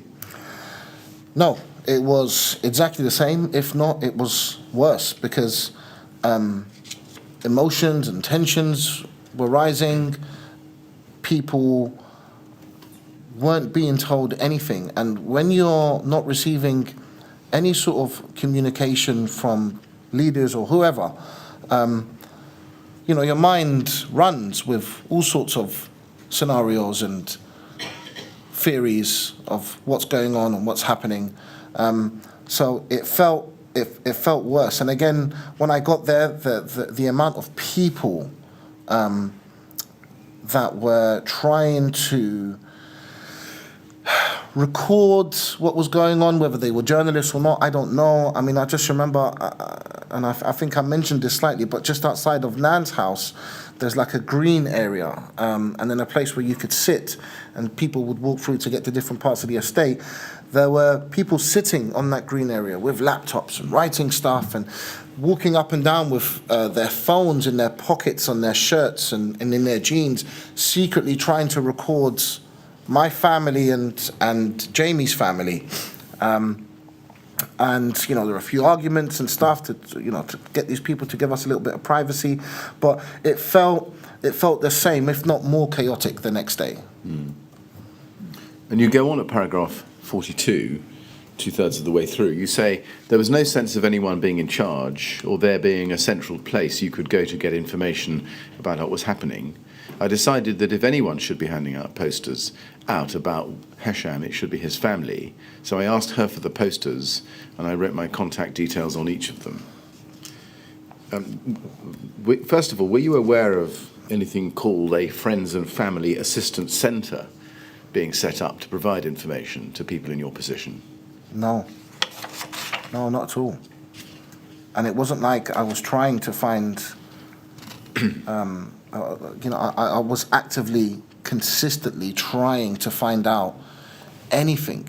And when I say in these type of situations, the smallest bit of information was, it felt like, the biggest sort of, I wouldn't say relief, but it was like a weight lifted off your shoulder. Okay, I found something in terms of, okay, this is a place I haven't checked. And then you have that little bit of hope that this little bit of information is going to get you closer to finding out what happened to Uncle Hesham. So I was actively looking for this consistently, and I never got it.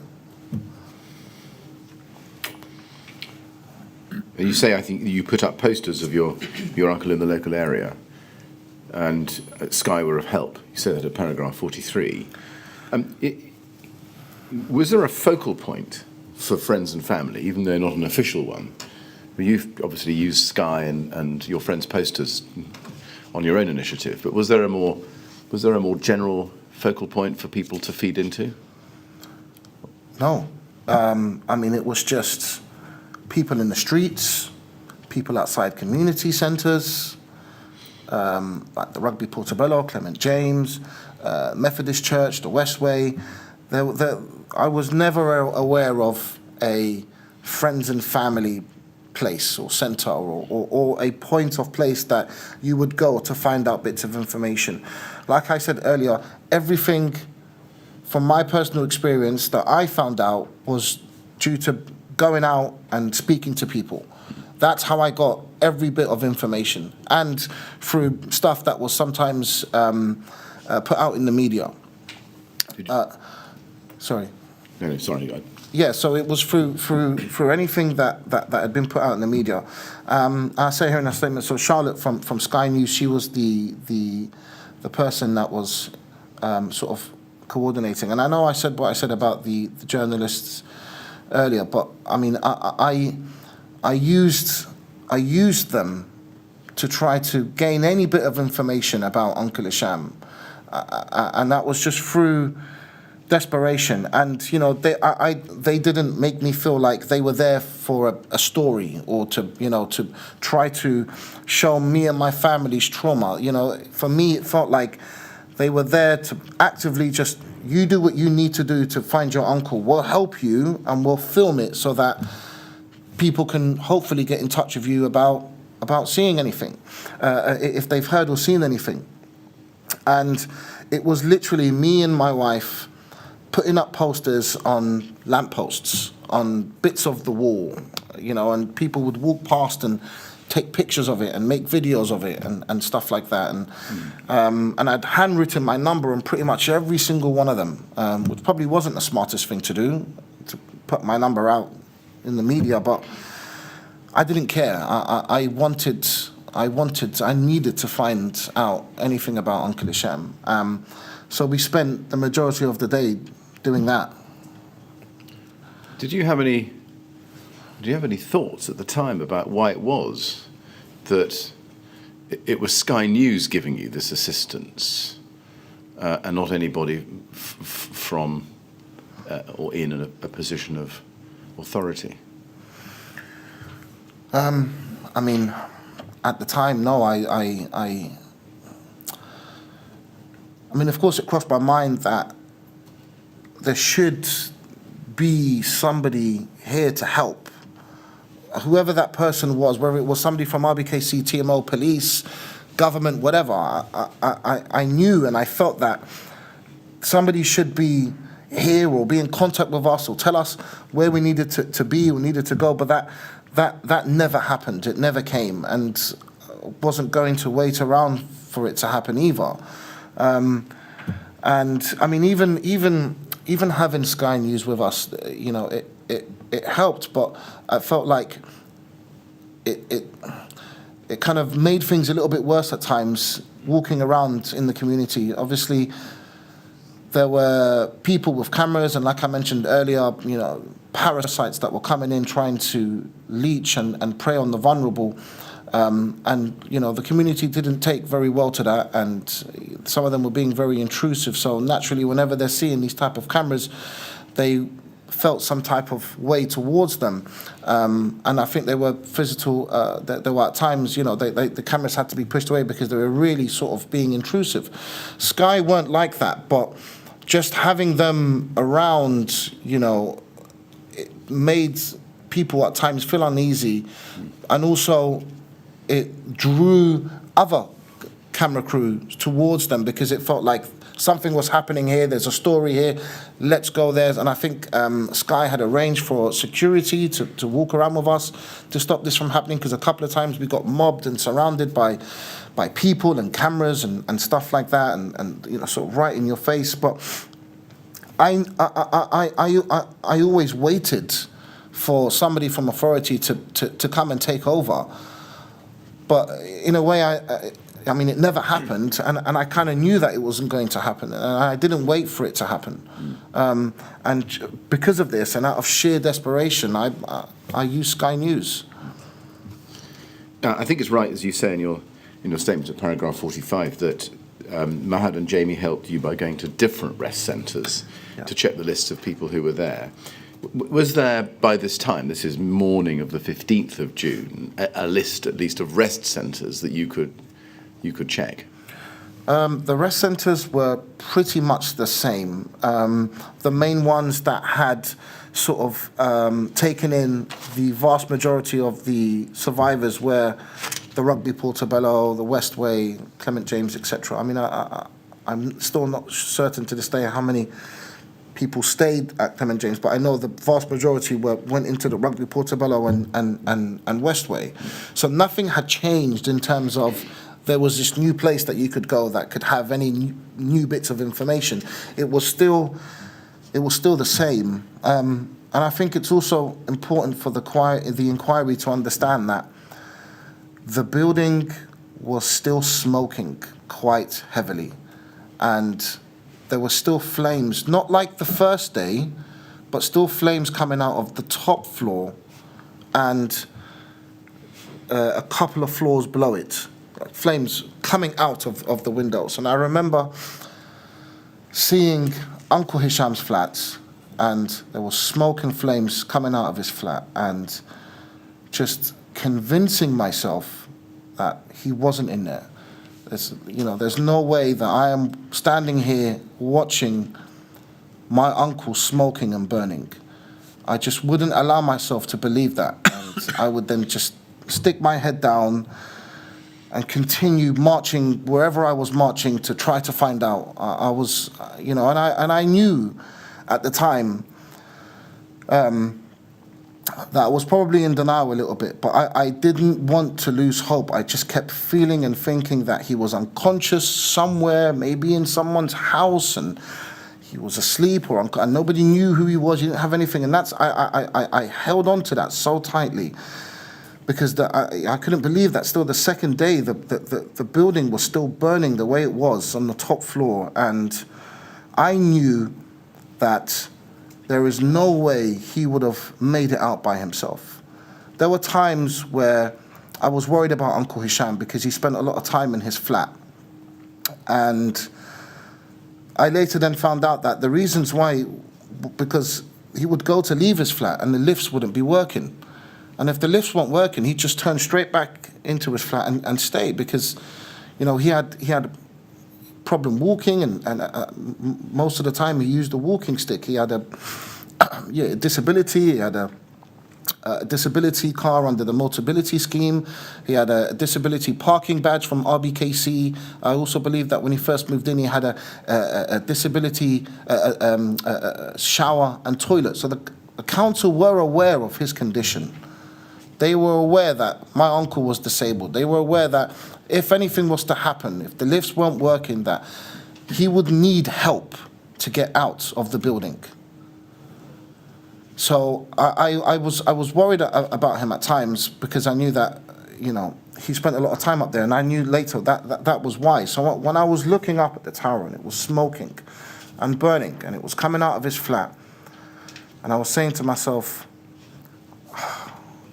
they must have rescued him. He must have been rescued, because that's the only way he would have been able to make it out.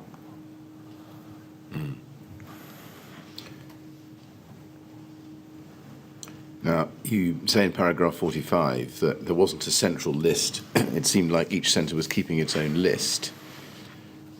How did you form that impression?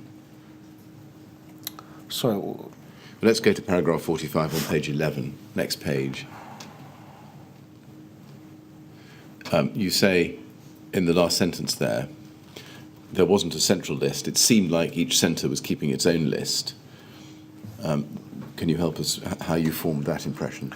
yeah, so I knew. Mahad himself was putting together a list, and I think that list had started in the first day when I was at the Rugby Portobello Club, where everybody was sort of trying to, you know, look after each other and organise themselves, and that's, you know, kind of pretty much how Grenfell United started. And I know that Mahad was putting a lot of effort into putting together a list, which was on paper, and then eventually he transferred it into some type of document or spreadsheet on a computer or a laptop. And I knew that others were trying to do the same, because it seemed that it was the only way for people to know who'd made it out, who still needed to be looked for, and also because of the lack of communication from authorities, especially from the police. There were a lot of talks about the number of people that had died in the fire, and, you know, hundreds of people dead and missing and stuff like that. And when you're not communicating with people and in these type of sort of situations, you know, your minds are going to run wild with all sorts of theories. So I remember. I thought it was a good idea, and in every list that I saw or people trying to put together, I put Uncle's name on it and I put my details, so that if anyone saw him, I made it clear that this person didn't make it, as far as I know, didn't make it out the tower, or if he has, for somebody to contact me. And I mean, it's quite sad, really, when you think about it, that the survivors were trying to piece together where their missing neighbours were by putting together their own lists, but yet their landlord was nowhere to be seen. We should have been able to access or have this information very easily. So you'd think. Sorry. Can we just look down at towards the bottom of page 11 to paragraph 48, and you say in paragraph 48, I remember that when I walked back to the front of the tower by Latimer Road Station, I saw red London Fire Brigade T-shirts that had been placed there that had notes on them written from firefighters. One of them stood out to me. To all those on the 21st floor and above, we are sorry we couldn't get to you.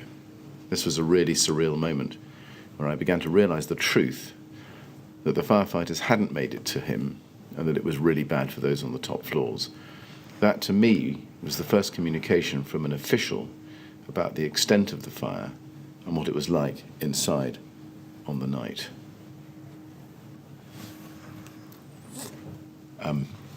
Now, I'm sorry to ask you this question, but do you remember roughly what time that was?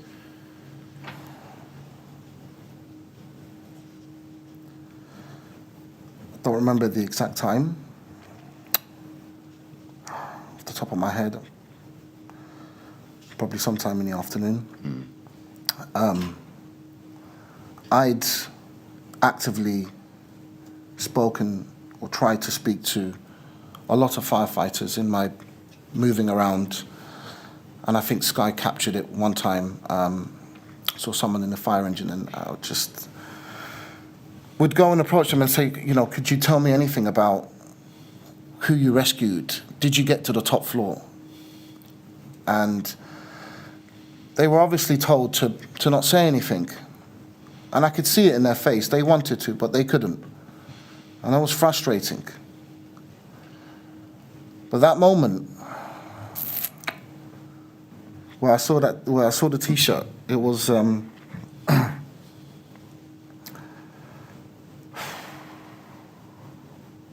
sorry.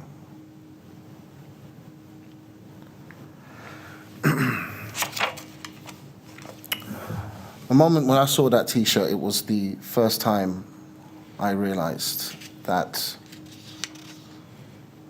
Uncle is probably dead, and we watched him burn. And it was just, I'm sure you can imagine what that was like, seeing that T-shirt sort of hanged sideways on the railing somewhere. I can't remember where the railings were, whether it was the Methodist Church or somewhere near Maxilla or the Clement James. And I remember there was a lot of talks about firefighters not being able to make it to the top because it was the hottest and it burnt the longest. And again, I didn't know too much of the details in terms of the firefighters' whereabouts and what they were doing, and them, their ladders not reaching and the water not reaching. I didn't know any of this stuff, right? All we was hearing was rumors that it was really bad at the top of the tower. And when I saw that T-shirt, and that being the first time, like I've said in my statement, anybody from authority given us any sort of detail about what they had done to try to rescue some of the people,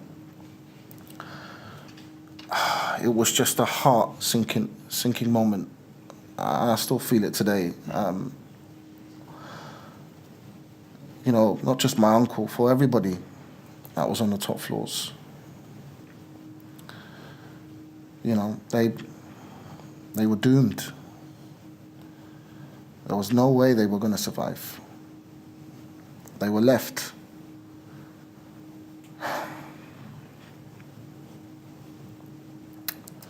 You say in paragraph 49 at the start of the paragraph, despite becoming increasingly sure that Uncle Hesham had not made it out, I still wanted to carry on, and I didn't want to stop until I'd done everything I could to find answers.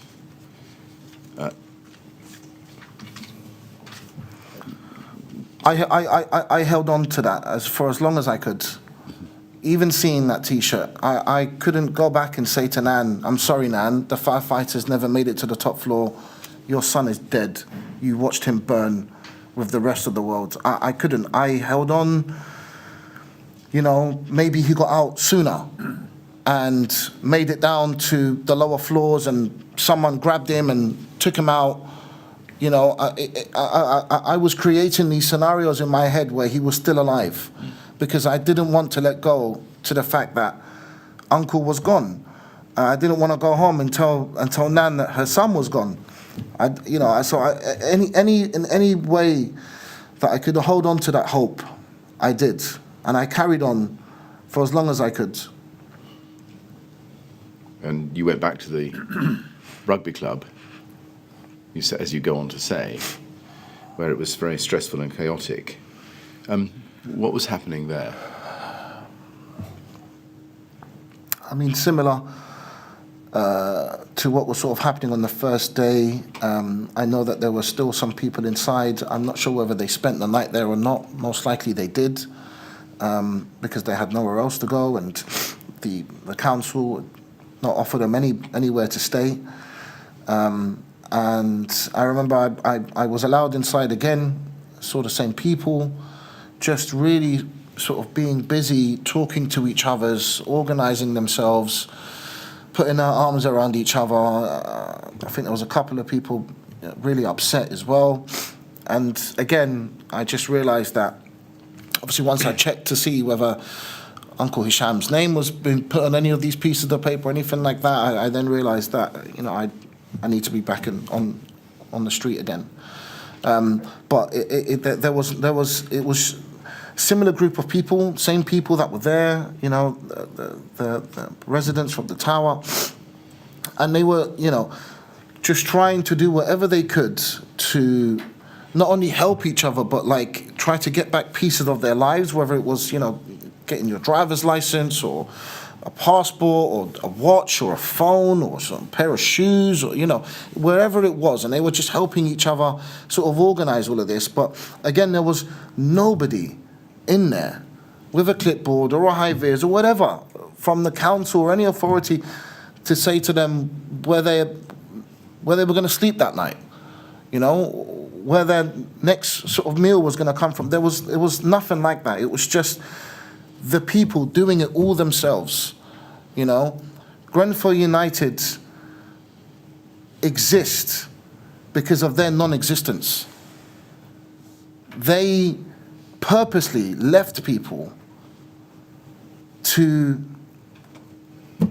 I don't know what the right terminology is, fend for themselves, you know, piece back their lives together. Everything had been taken away from them. You know, there wasn't just people that survived, there were people that survived that also lost family members. Now, in that moment, at Rugby Portobello Club, you had seen this red T-shirt with this news on it. Did you have thoughts at the time about how you could verify, check out that information that might or might not be true with somebody who might know the truth and tell you? I think that's where it initially sort of came from anyway, from some of the people that I spoke to that had got out and were saying to me how bad it was inside the tower, how thick the smoke was. Like, visibility was almost non-existent. And some of them who lived in the lower floors, like the fourth floor where the fire had started, and even up until I think like the 8th or 9th floor, how bad it was. So I think it all started from them anyway, sort of saying to me like, I don't think they even got to the top. And that's why when I was running around, whenever I met a firefighter, I would ask him, did you guys make it to the top floors? Not just the top floors. And you know, they were never able to answer my question. So it came from them anyway. I don't know if I'd spoken to anybody about the T-shirt that I saw. I might have done. I don't remember, if I'm being honest. And I think you say that you were able to see the accounted for list, but Uncle Hasham's name was not on that list. Correct, yes. And then I think you left the rugby club and went back to Westway. And again, just trying to piece together the timings. Do you remember what time that was? Again, I would have probably late morning, midday, and then around that time. It was just as busy going to Westway.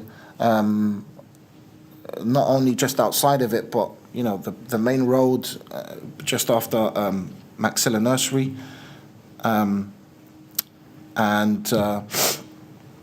you know, people everywhere and stuff like that. But again, nobody from authority, nobody sort of directing people where to go or what to do.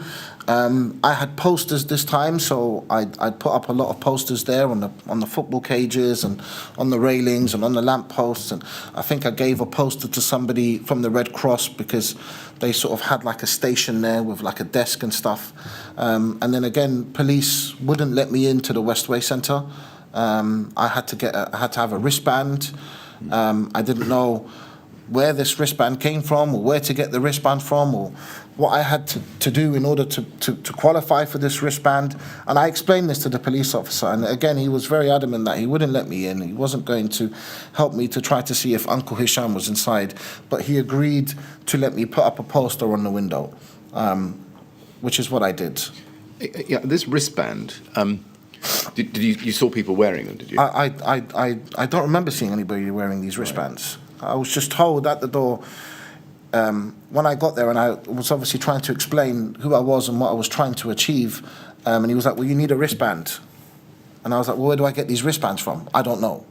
Well, where did these guys get their wristbands from? I don't know. You need to get a wristband.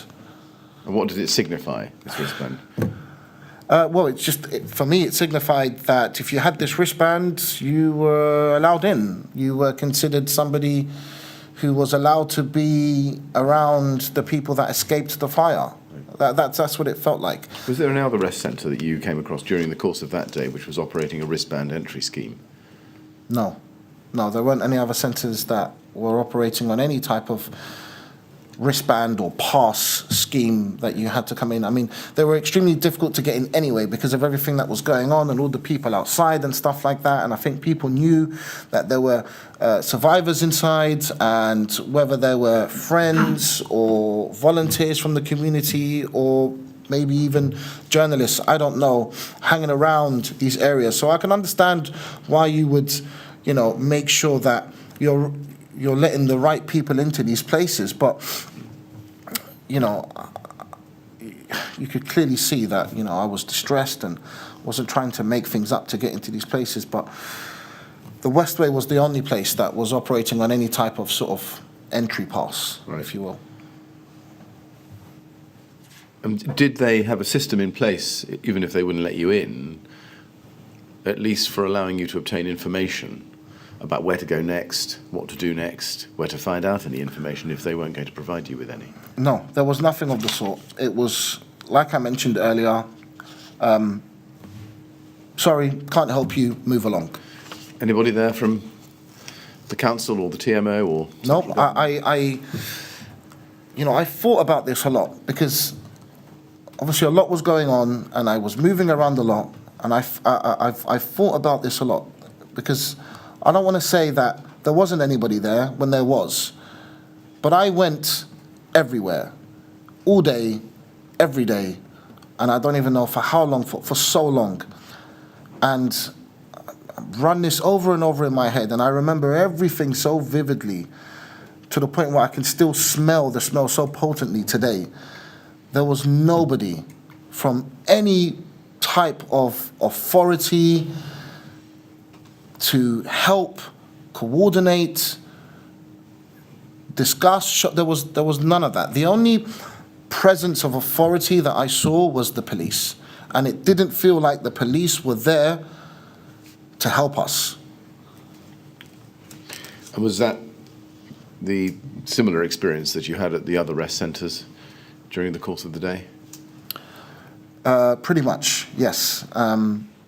I think the Rugby Portobello Club was the only place that I was really able to get inside. I was never allowed in the Westway.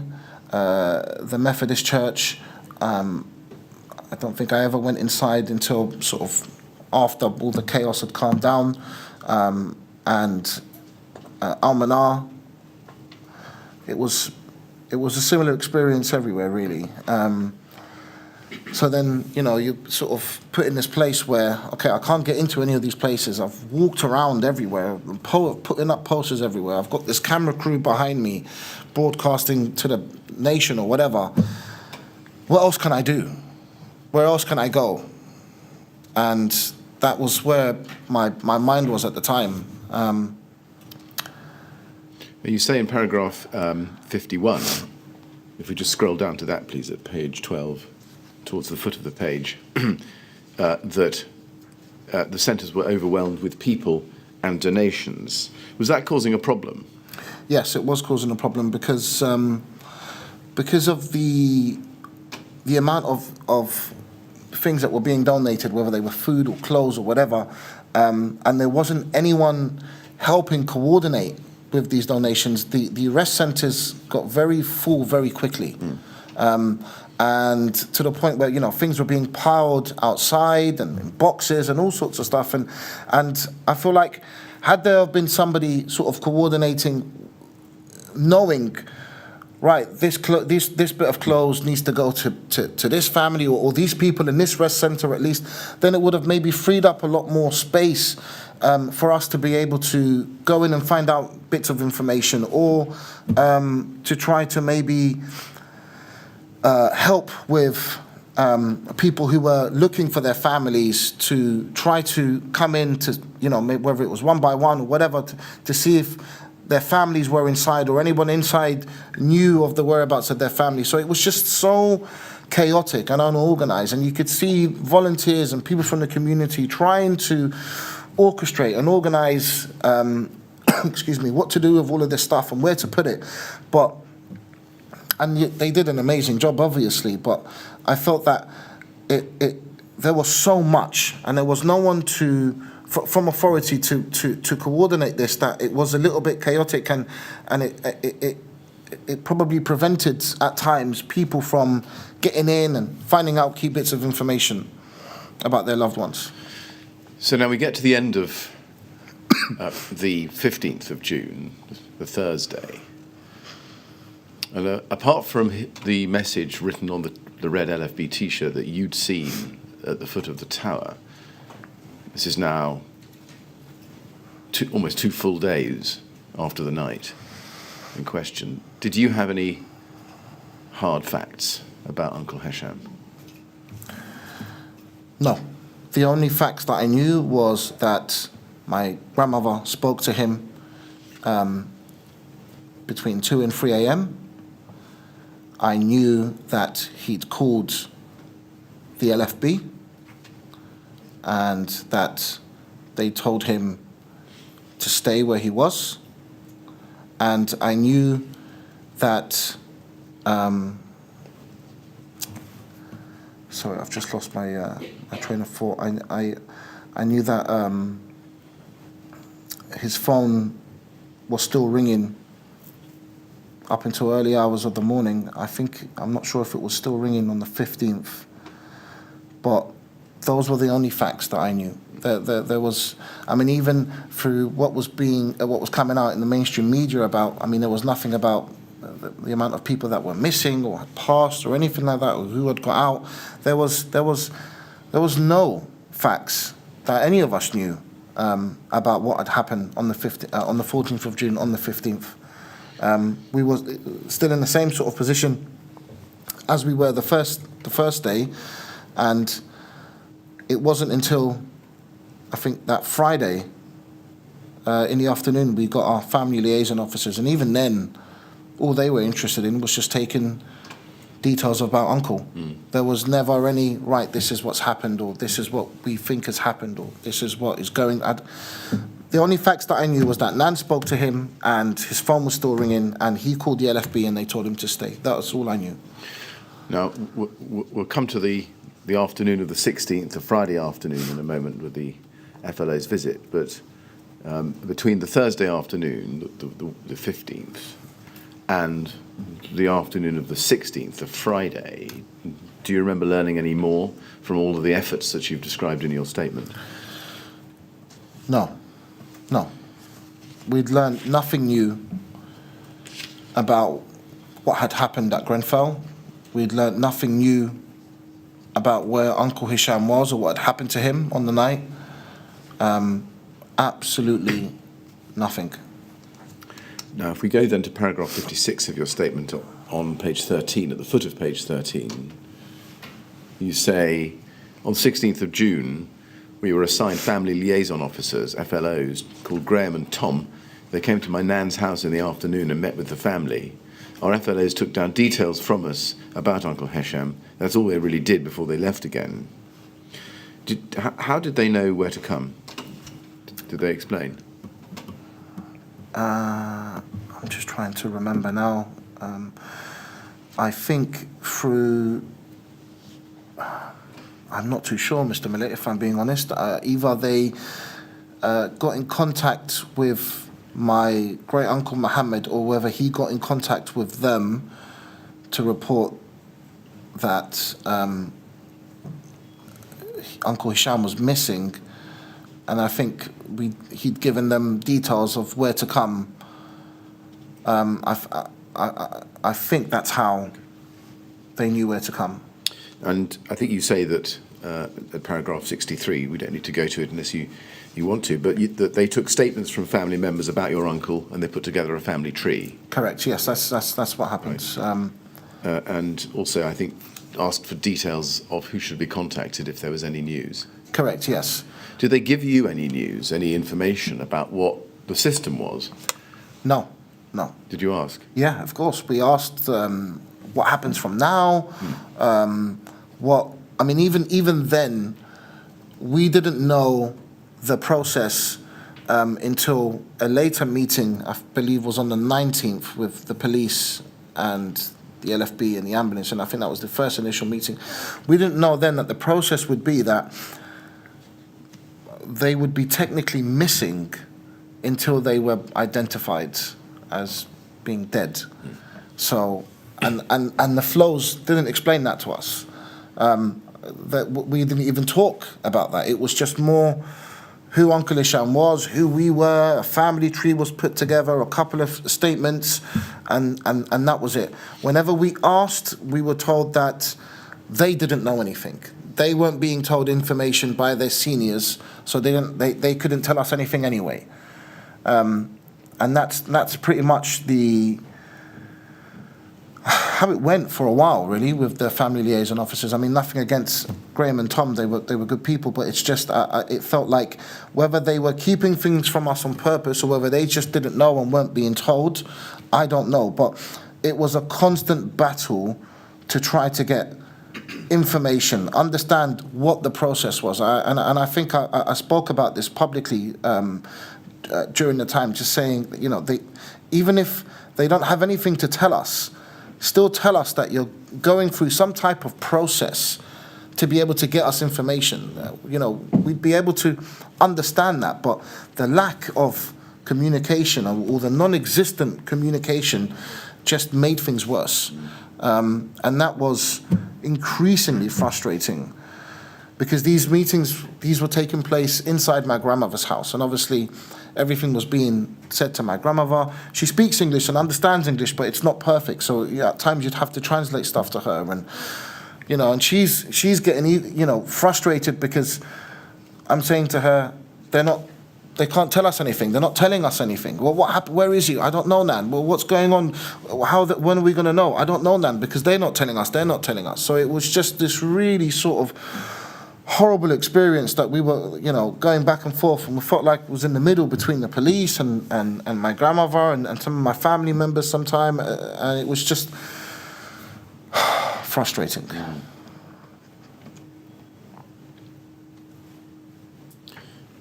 And you say in paragraph 64 that you were shown photographs by the FLOs of what Uncle Hisham's flat looked like after the fire, and you describe what those photographs showed. Why did they show you photographs? I don't think that was until a bit later. Right. I see. Yes, that wasn't. They hadn't. I know.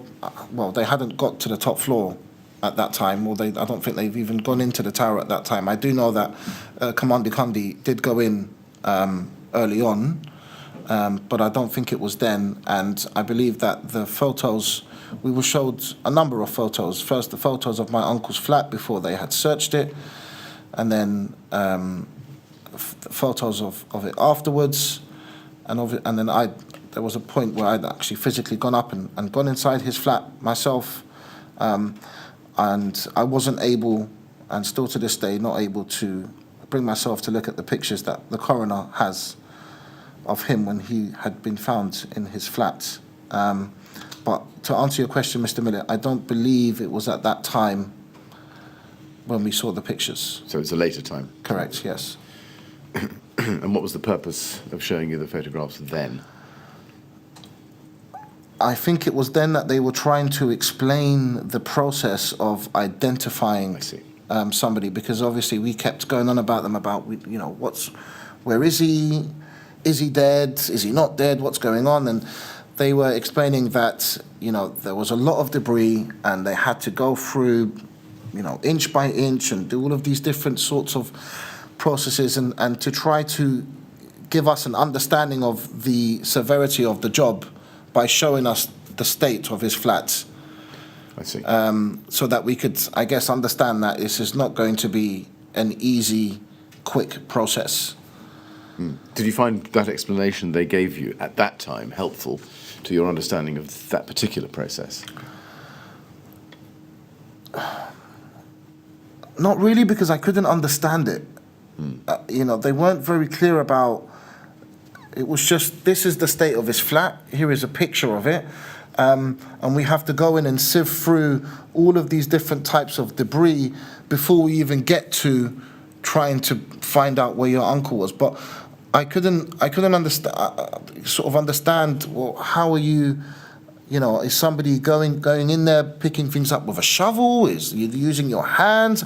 I didn't fully understand, or maybe I just wasn't in the right state of mind to understand what the process was. But also, it was during that time as well that, we were hearing a lot of, I wouldn't call them rumors, because I had a friend, somebody who I'd spoken to, who lived just closer to Grenfell than my nan was, and where his flat was, in his window, you could see where everything had been sort of cornered off right underneath the tower. So the guys in their suits and putting together the tents and stuff like that. And he was telling me that they were going up and down the tower and having these meetings with these dogs and saying, make sure the dogs don't bite any human remains. So I was just confused as to what the actual process was, because I'm hearing one thing from the police, and then I'm kind of sort of hearing another thing from people that were living right where all of this was going on, and it was all happening at night because they didn't want people to see during the day. So I don't really understand. So to answer your question, no, it wasn't helpful. If anything, it just raised more questions, created more frustration, and more upset, Still to this day, I understand it a little bit more now. I haven't seen what they were doing, but it must have been tough, difficult, a difficult job to sift through all of the debris and try to find people. Out of interest, has anybody ever explained to you the process of identification that was undertaken? They might have done, Mr. Millett, and I'm probably leaning more towards Dr. Fiona Wilcox, because she communicated very well to our families, very well to my family in terms of the processes, and really tried to make you understand the significance of what had to happen in order to get these people's remains. And I remember this because I remember when we found out about Uncle Hisham being identified, and he was identified complete, right? So his remains were all found together. And I remember us being really happy about that, almost feeling lucky that we were able to get him all back. This wasn't until September, but just to answer your question, yes, I think more from her because of that feeling of relief of finding Uncle Hisham, because I know that others weren't as lucky. Yeah. Now, moving back a little bit in your statement, paragraph 57, you say there, page 14, you say, by 16th of June, there was a lot of anger in the community and tension. I think communications from officials to the community was really bad. And this led to false information being spread and a feeling that the authorities were trying to cover something up. And you go on to say, the rumours got out of control, and I blame this on the lack of information and communication from those in authority and the absence of any leadership from them. That's right, is it? You stand by that? Yeah, it's in my statement. Yeah.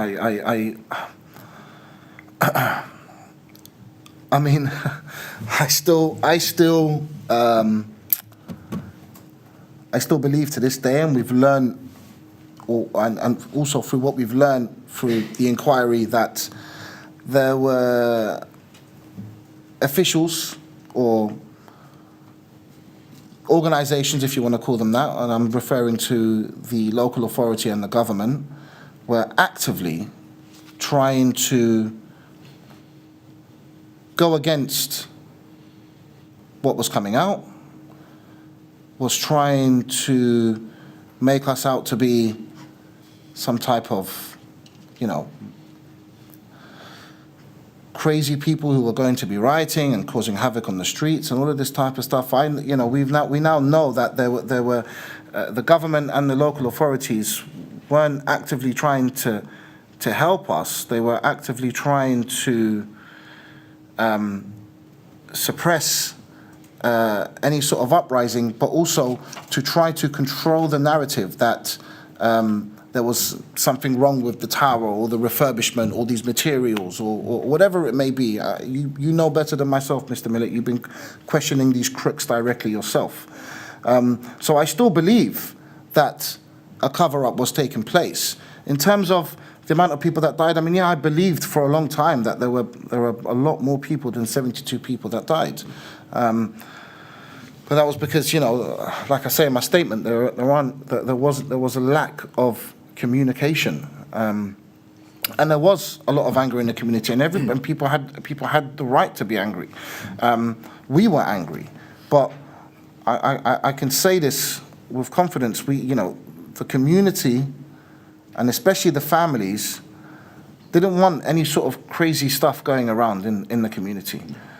And if that was happening, and it kind of almost did, we were stopping it. And at the time, it's difficult to cast your mind back to those days, but in those days immediately after the fire, 14th, 15th, 16th of June, what expectations did you have at that time about what was supposed to be in place by way of public communication for people in your position looking for loved ones? Obviously, I've never experienced anything like this before in my life, and I don't know anybody that has, so there wasn't a sort of guideline of expectations. But living in London, living in the Royal Borough of Kensington and Chelsea in 2017, you'd think, or I believed, that it was just a matter of time for, these heroes to show up and tell us that everything was going to be okay and take care of everything. And it never happened. I don't know what these heroes looked like, whether they were government, police, I don't know. It could have been, but, and as I won't even say as each day went on, as each hour, as each minute went on, it was more and more of a realization that they were never coming. They were never planning to come. Well, then that takes us to those days, the Saturday, Sunday, the 17th, 18th of June. And you say in your statement, paragraph 59, that you continued doing the same thing before, and you still had no contact from RBKC or the TMO about Uncle Hesham. The police hadn't told you about what they believed had happened to him. Now, that's now 5 days since the fire. At that stage, I think you probably answered the question, but at that stage, what were your thoughts about, what were your expectations about getting any of the information you were after? Like I said, I was holding on to the hope with everything I can that Uncle Hesham was still somewhere. And as long as I had that hope, then I had the means and the adrenaline and the motivation to keep running around and try to speak to someone. This is how silly I was thinking that even if I saw the same person and I asked him the same question, maybe today he'll remember something he didn't yesterday. It was that type of desperation. But nothing changed. You then describe a meeting at paragraph 60 of your statement, just at the foot of the screen there, on the 19th of June, which was the Monday, at the Harrow Club with police. And you say it wasn't a community centre. There were about 100 people there. The ambulance service was also there, and I think someone from the London Fire Brigade was there too, but you don't know who. And you have a 17-minute video of that meeting. Was anyone from central government or the RBKC or TMO at that meeting? Absolutely not, no. So- I remember quite vividly who was there and even where they were seated. And you had Commander Condi, and then next to him, I believe you had somebody from the fire brigade, and then the ambulance guys were sitting all the way towards the left. And I remember at the beginning, they'd all sort of like introduced themselves and what they did, and when it came to the ambulance guys, everybody sort of applauded, and it was this unified sort of feeling of gratefulness. But everybody else, it was like, you know, we didn't believe a word that was coming out of their mouths. You know, I think somebody from the fire brigade had said that they'd got to the top floors. And we believed them. I now know that that was a lie. He was lying to us because they never got to the top floors, the firefighters. And he'd stood there, and it was the first meeting. I'm not sure, remember who it was. And the first meeting he had with us, he lied. Commander Condi, I could see I felt was a little bit shaken up. I think he'd just been in the tower. I mean, if you're a human being and you walk into the tower, I mean, and see what he saw, I'm sure would affect you. So I could see that in him. But again, as he was talking, you know, we were all frustrated. We didn't believe what they were saying. We felt that they were hiding information from us, or they weren't telling us things because they were worried that we were going to get upset and angry, and people were there crying, and it was a really hot day as well. It was really hot in there. I definitely remember not seeing anybody from local government, central government, from RBKC or the TMO. It was just the police, the fire brigade, the ambulance, and some volunteers and stuff like that. There were lots of police standing outside, standing inside. I remember there was a moment where I got up and I was really frustrated, and I was talking to this police officer and just saying, why are you guys not telling us the truth? Why are you not helping us? And he just grabbed me and started crying. And I was just thrown back by this.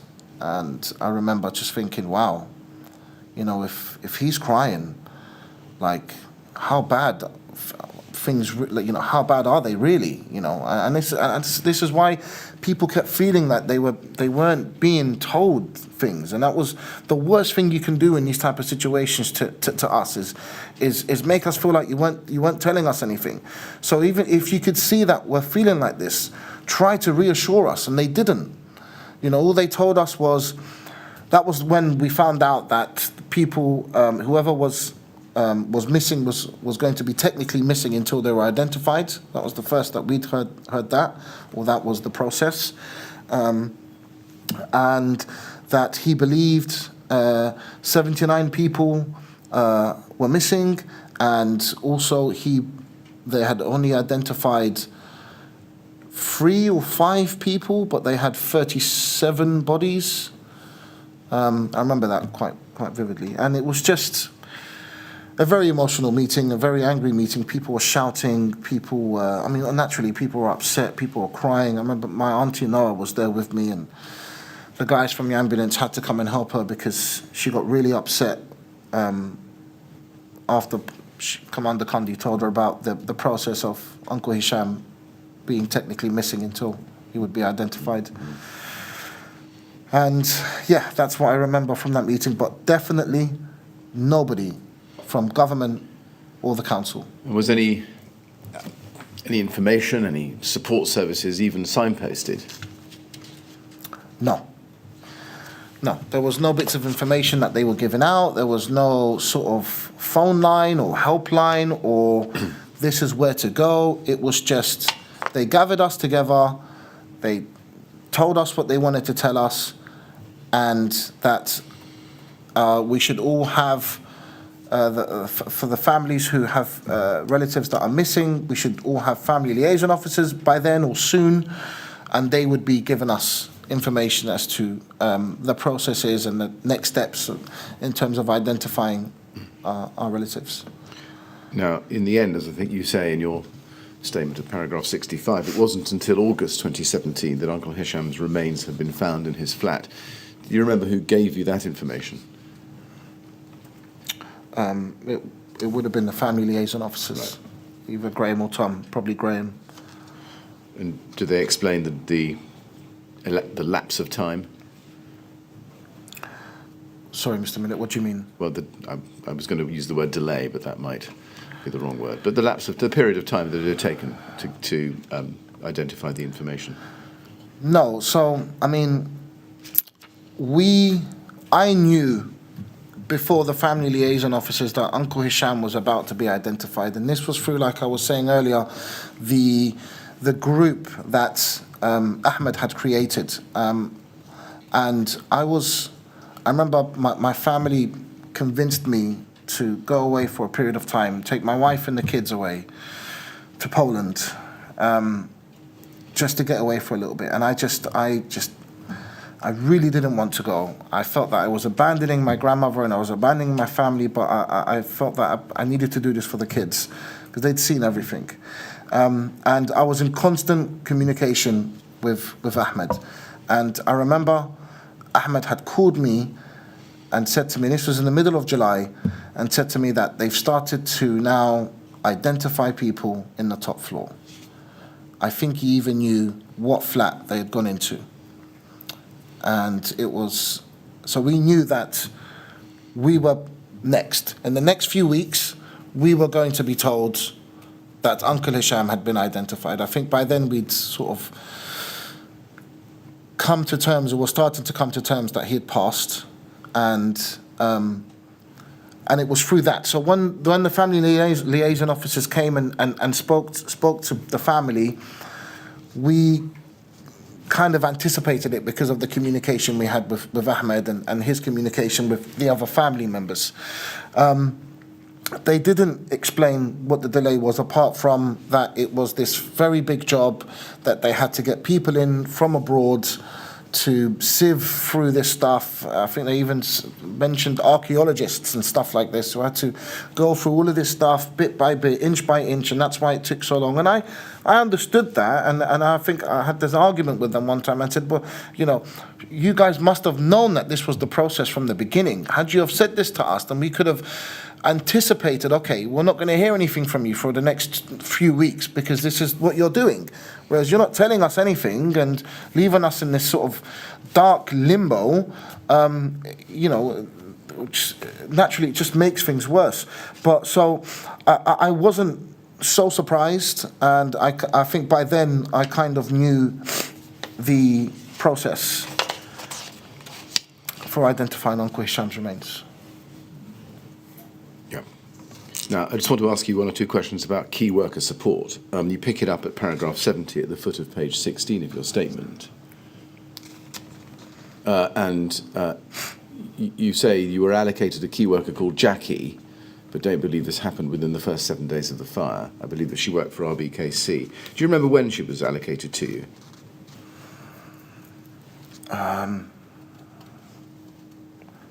I really don't. Right. It wasn't until a lot later. Okay. Was she useful? Not really. Not because there wasn't anything that she offered we needed. All we wanted was Uncle Hisham. Where is he? Can we have him back? And we weren't interested in any other support that RBKC were offering. I mean, they were throwing money around like it was nothing. And I remember me and my family sort of saying, we don't want any of your blood money. We don't want anything. Just give us back our uncle. And so, I mean, maybe the help would have been, it's not what we needed at the time. We were very fixated on one thing and one thing only. It seemed like they'd allocated these people to try to, whether it help you or calm you down or make you feel a little bit better about the council, I don't know. But what I do know, I've had many key workers. I also remember in the time in the beginning, they were they were using foreign exchange students with no experience to be key workers, some of which didn't speak very good English, I was hearing from some of the families. And they were just putting people in this place, probably just to tick the box and say that we're supporting these families. Now, if you go to paragraph 71 on page 17 of your statement, you say in January 2018, you were assigned a new key worker called Wendy. She wasn't as good as Jackie in terms of supporting you. And as she tended to just point me in the direction of Grenfell United, GU, who were helping survivors and the bereaved. GU had set themselves up early on, and I've described how I saw them forming at the rugby club on 14th of June. They stepped in and helped organise the bereaved and survivors when there was no leadership and help from government to try and support one another. In the months after the fire, they continued to offer support and to make sure the bereaved and survivors knew of what support they were entitled to, as some people had key workers who were not as good as others, and the system RBKC had put in place clearly wasn't working. I wasn't aware until I started becoming involved with GU of the different types of support I could receive to help me after the loss of Uncle Hesham and what we had been through in the aftermath. Now, I'm interested in the immediate few days after the fire. And you say that you saw them forming at the rugby club on the 14th of June. Who was it who was organising Grenfell United at that stage? So I think it was mainly sort of Ed, Willie.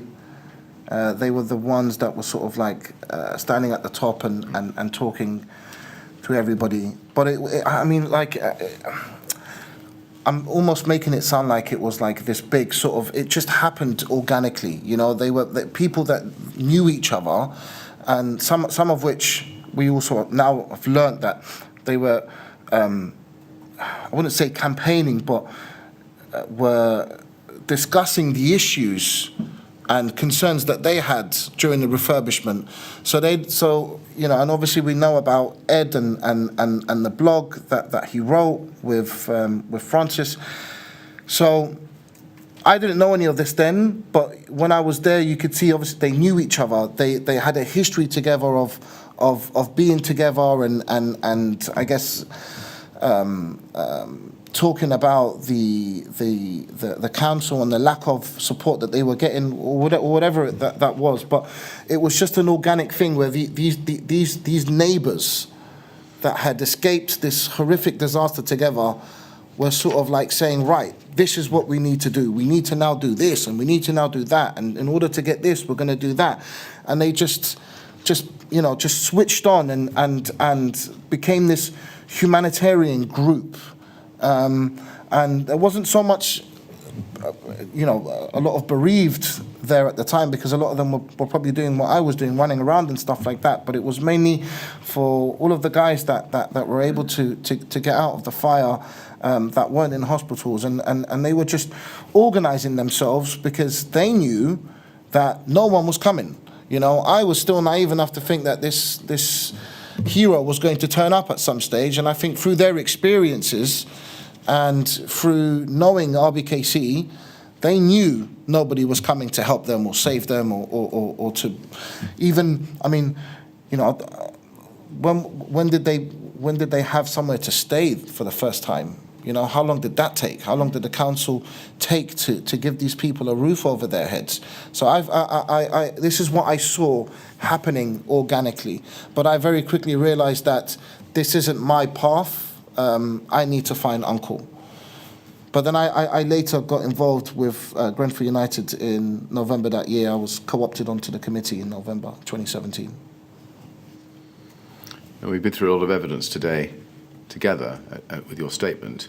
But my last question for you before we take the standard break is, in general, Mr. Mussilhy, how did the absence of any presence of authority and leadership as you saw it, as you've told us, in the immediate aftermath of the fire affect you and your family? I mean, naturally, it's affected us really badly, Mr. Millett. Like I mentioned earlier, for me personally, Grenfell has completely changed my life my family's life. And the life we had before Grenfell is almost non-existent. And I thought we lived in a country where the people we vote for and the people that are put in place to look after its people, its most vulnerable people, would help, would come swooping in, and it never happened. The sad part about that, Mr. Millett, is that they never planned to. They don't care about us. They care more about themselves, their pockets, and I won't go into detail because you questioned these crooks. You sat here and spoke to these criminals who acted so fraudulently and with this constant detachment. I mean, how many more politicians, ministers, and lords are going to insult our dead families before something is done about what happened to us? And it's sad. I've almost completely lost faith in humanity. I've almost completely lost faith in the world because it's always the same thing everywhere. We suffer and they prosper. And I've said this before, the system isn't broken. It was built this way, specifically to benefit them. Our families died in the most public and horrific way possible. And here we are 5 years later with no arrests, no accountability, but yet the ones who were put in charge or the ones who were involved have been able to prosper since the fire. And how can we allow this to happen? And I feel like as time goes on, the general public have forgotten about us, or every time they hear about us, they're fed up. And this is the problem. People need to see themselves in us.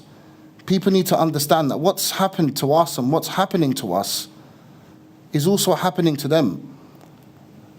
Putting aside these corporates that behave the way they behave, because it's in their nature. It's what they do. But the government's duty is to protect us, to look after its people. But yet only last week, a lord was sitting here calling our families nameless, getting the numbers mixed with Hillsborough, and couldn't even say Grenfell, said Grenfell. And these are the people put in place, Mr. Millett, to look after us.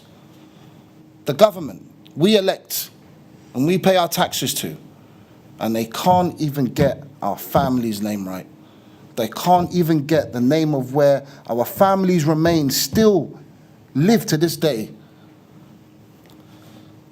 And it's sad. I've given up on the world. I think it's completely messed up, and I almost want to just create a bubble for me and my family and live in it. I don't do what I do with Grenfell United because I want to be an activist, because it's a battle we're never going to win.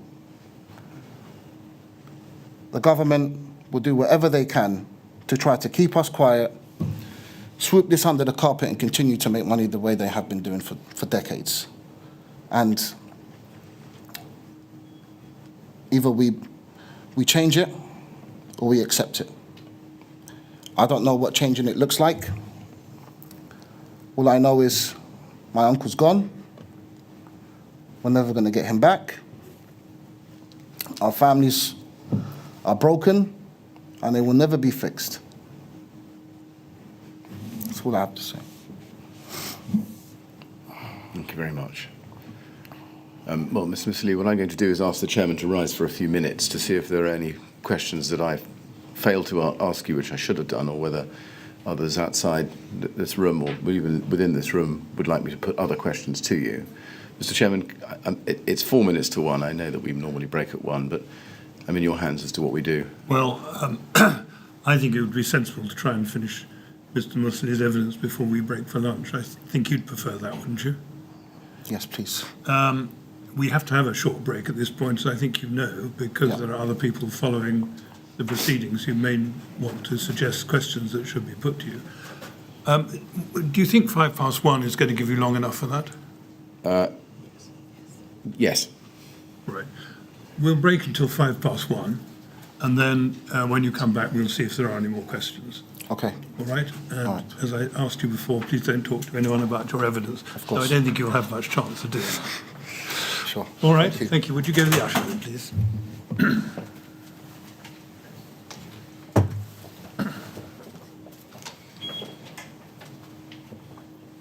We'll say 1:05, Mr. Millett, but if it turns out that you do need more time, you know how to contact me. Yes. Thank you, Mr. Chairman. Thank you very much.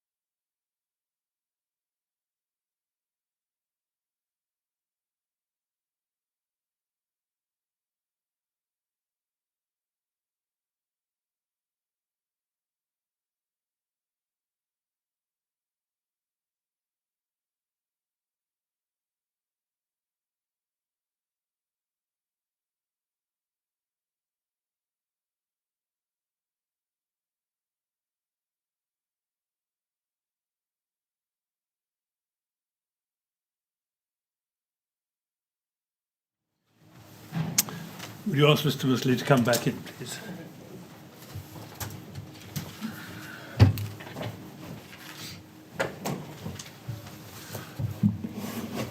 All right, Mr. Mussilhy, we'll see if there are any more questions for you. Okay. All right. Thank you. Yes, Mr. Miller. Yes, Mr. Chairman, thank you. Mr. Mussilhy, just one short question. During the 7 days after the fire at Grenfell Tower, did you actually get into the Westway Centre at all? Not once, no. I was never able to get into any of the other centres, really, apart from the Rugby Portobello Club.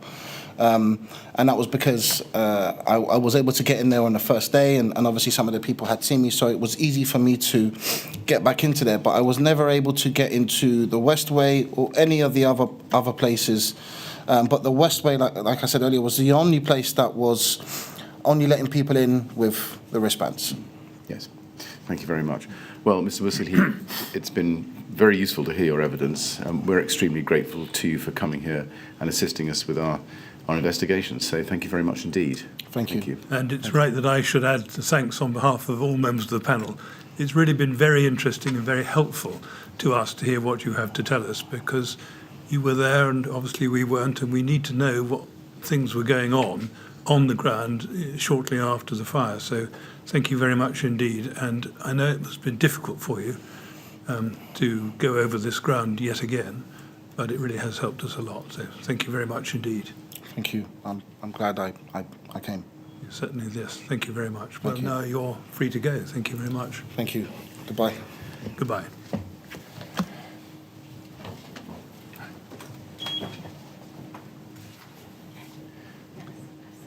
Good. Well, thank you very much, Mr. Willett. Now, thank you, Mr. Chairman. It's just short of 10 past 1.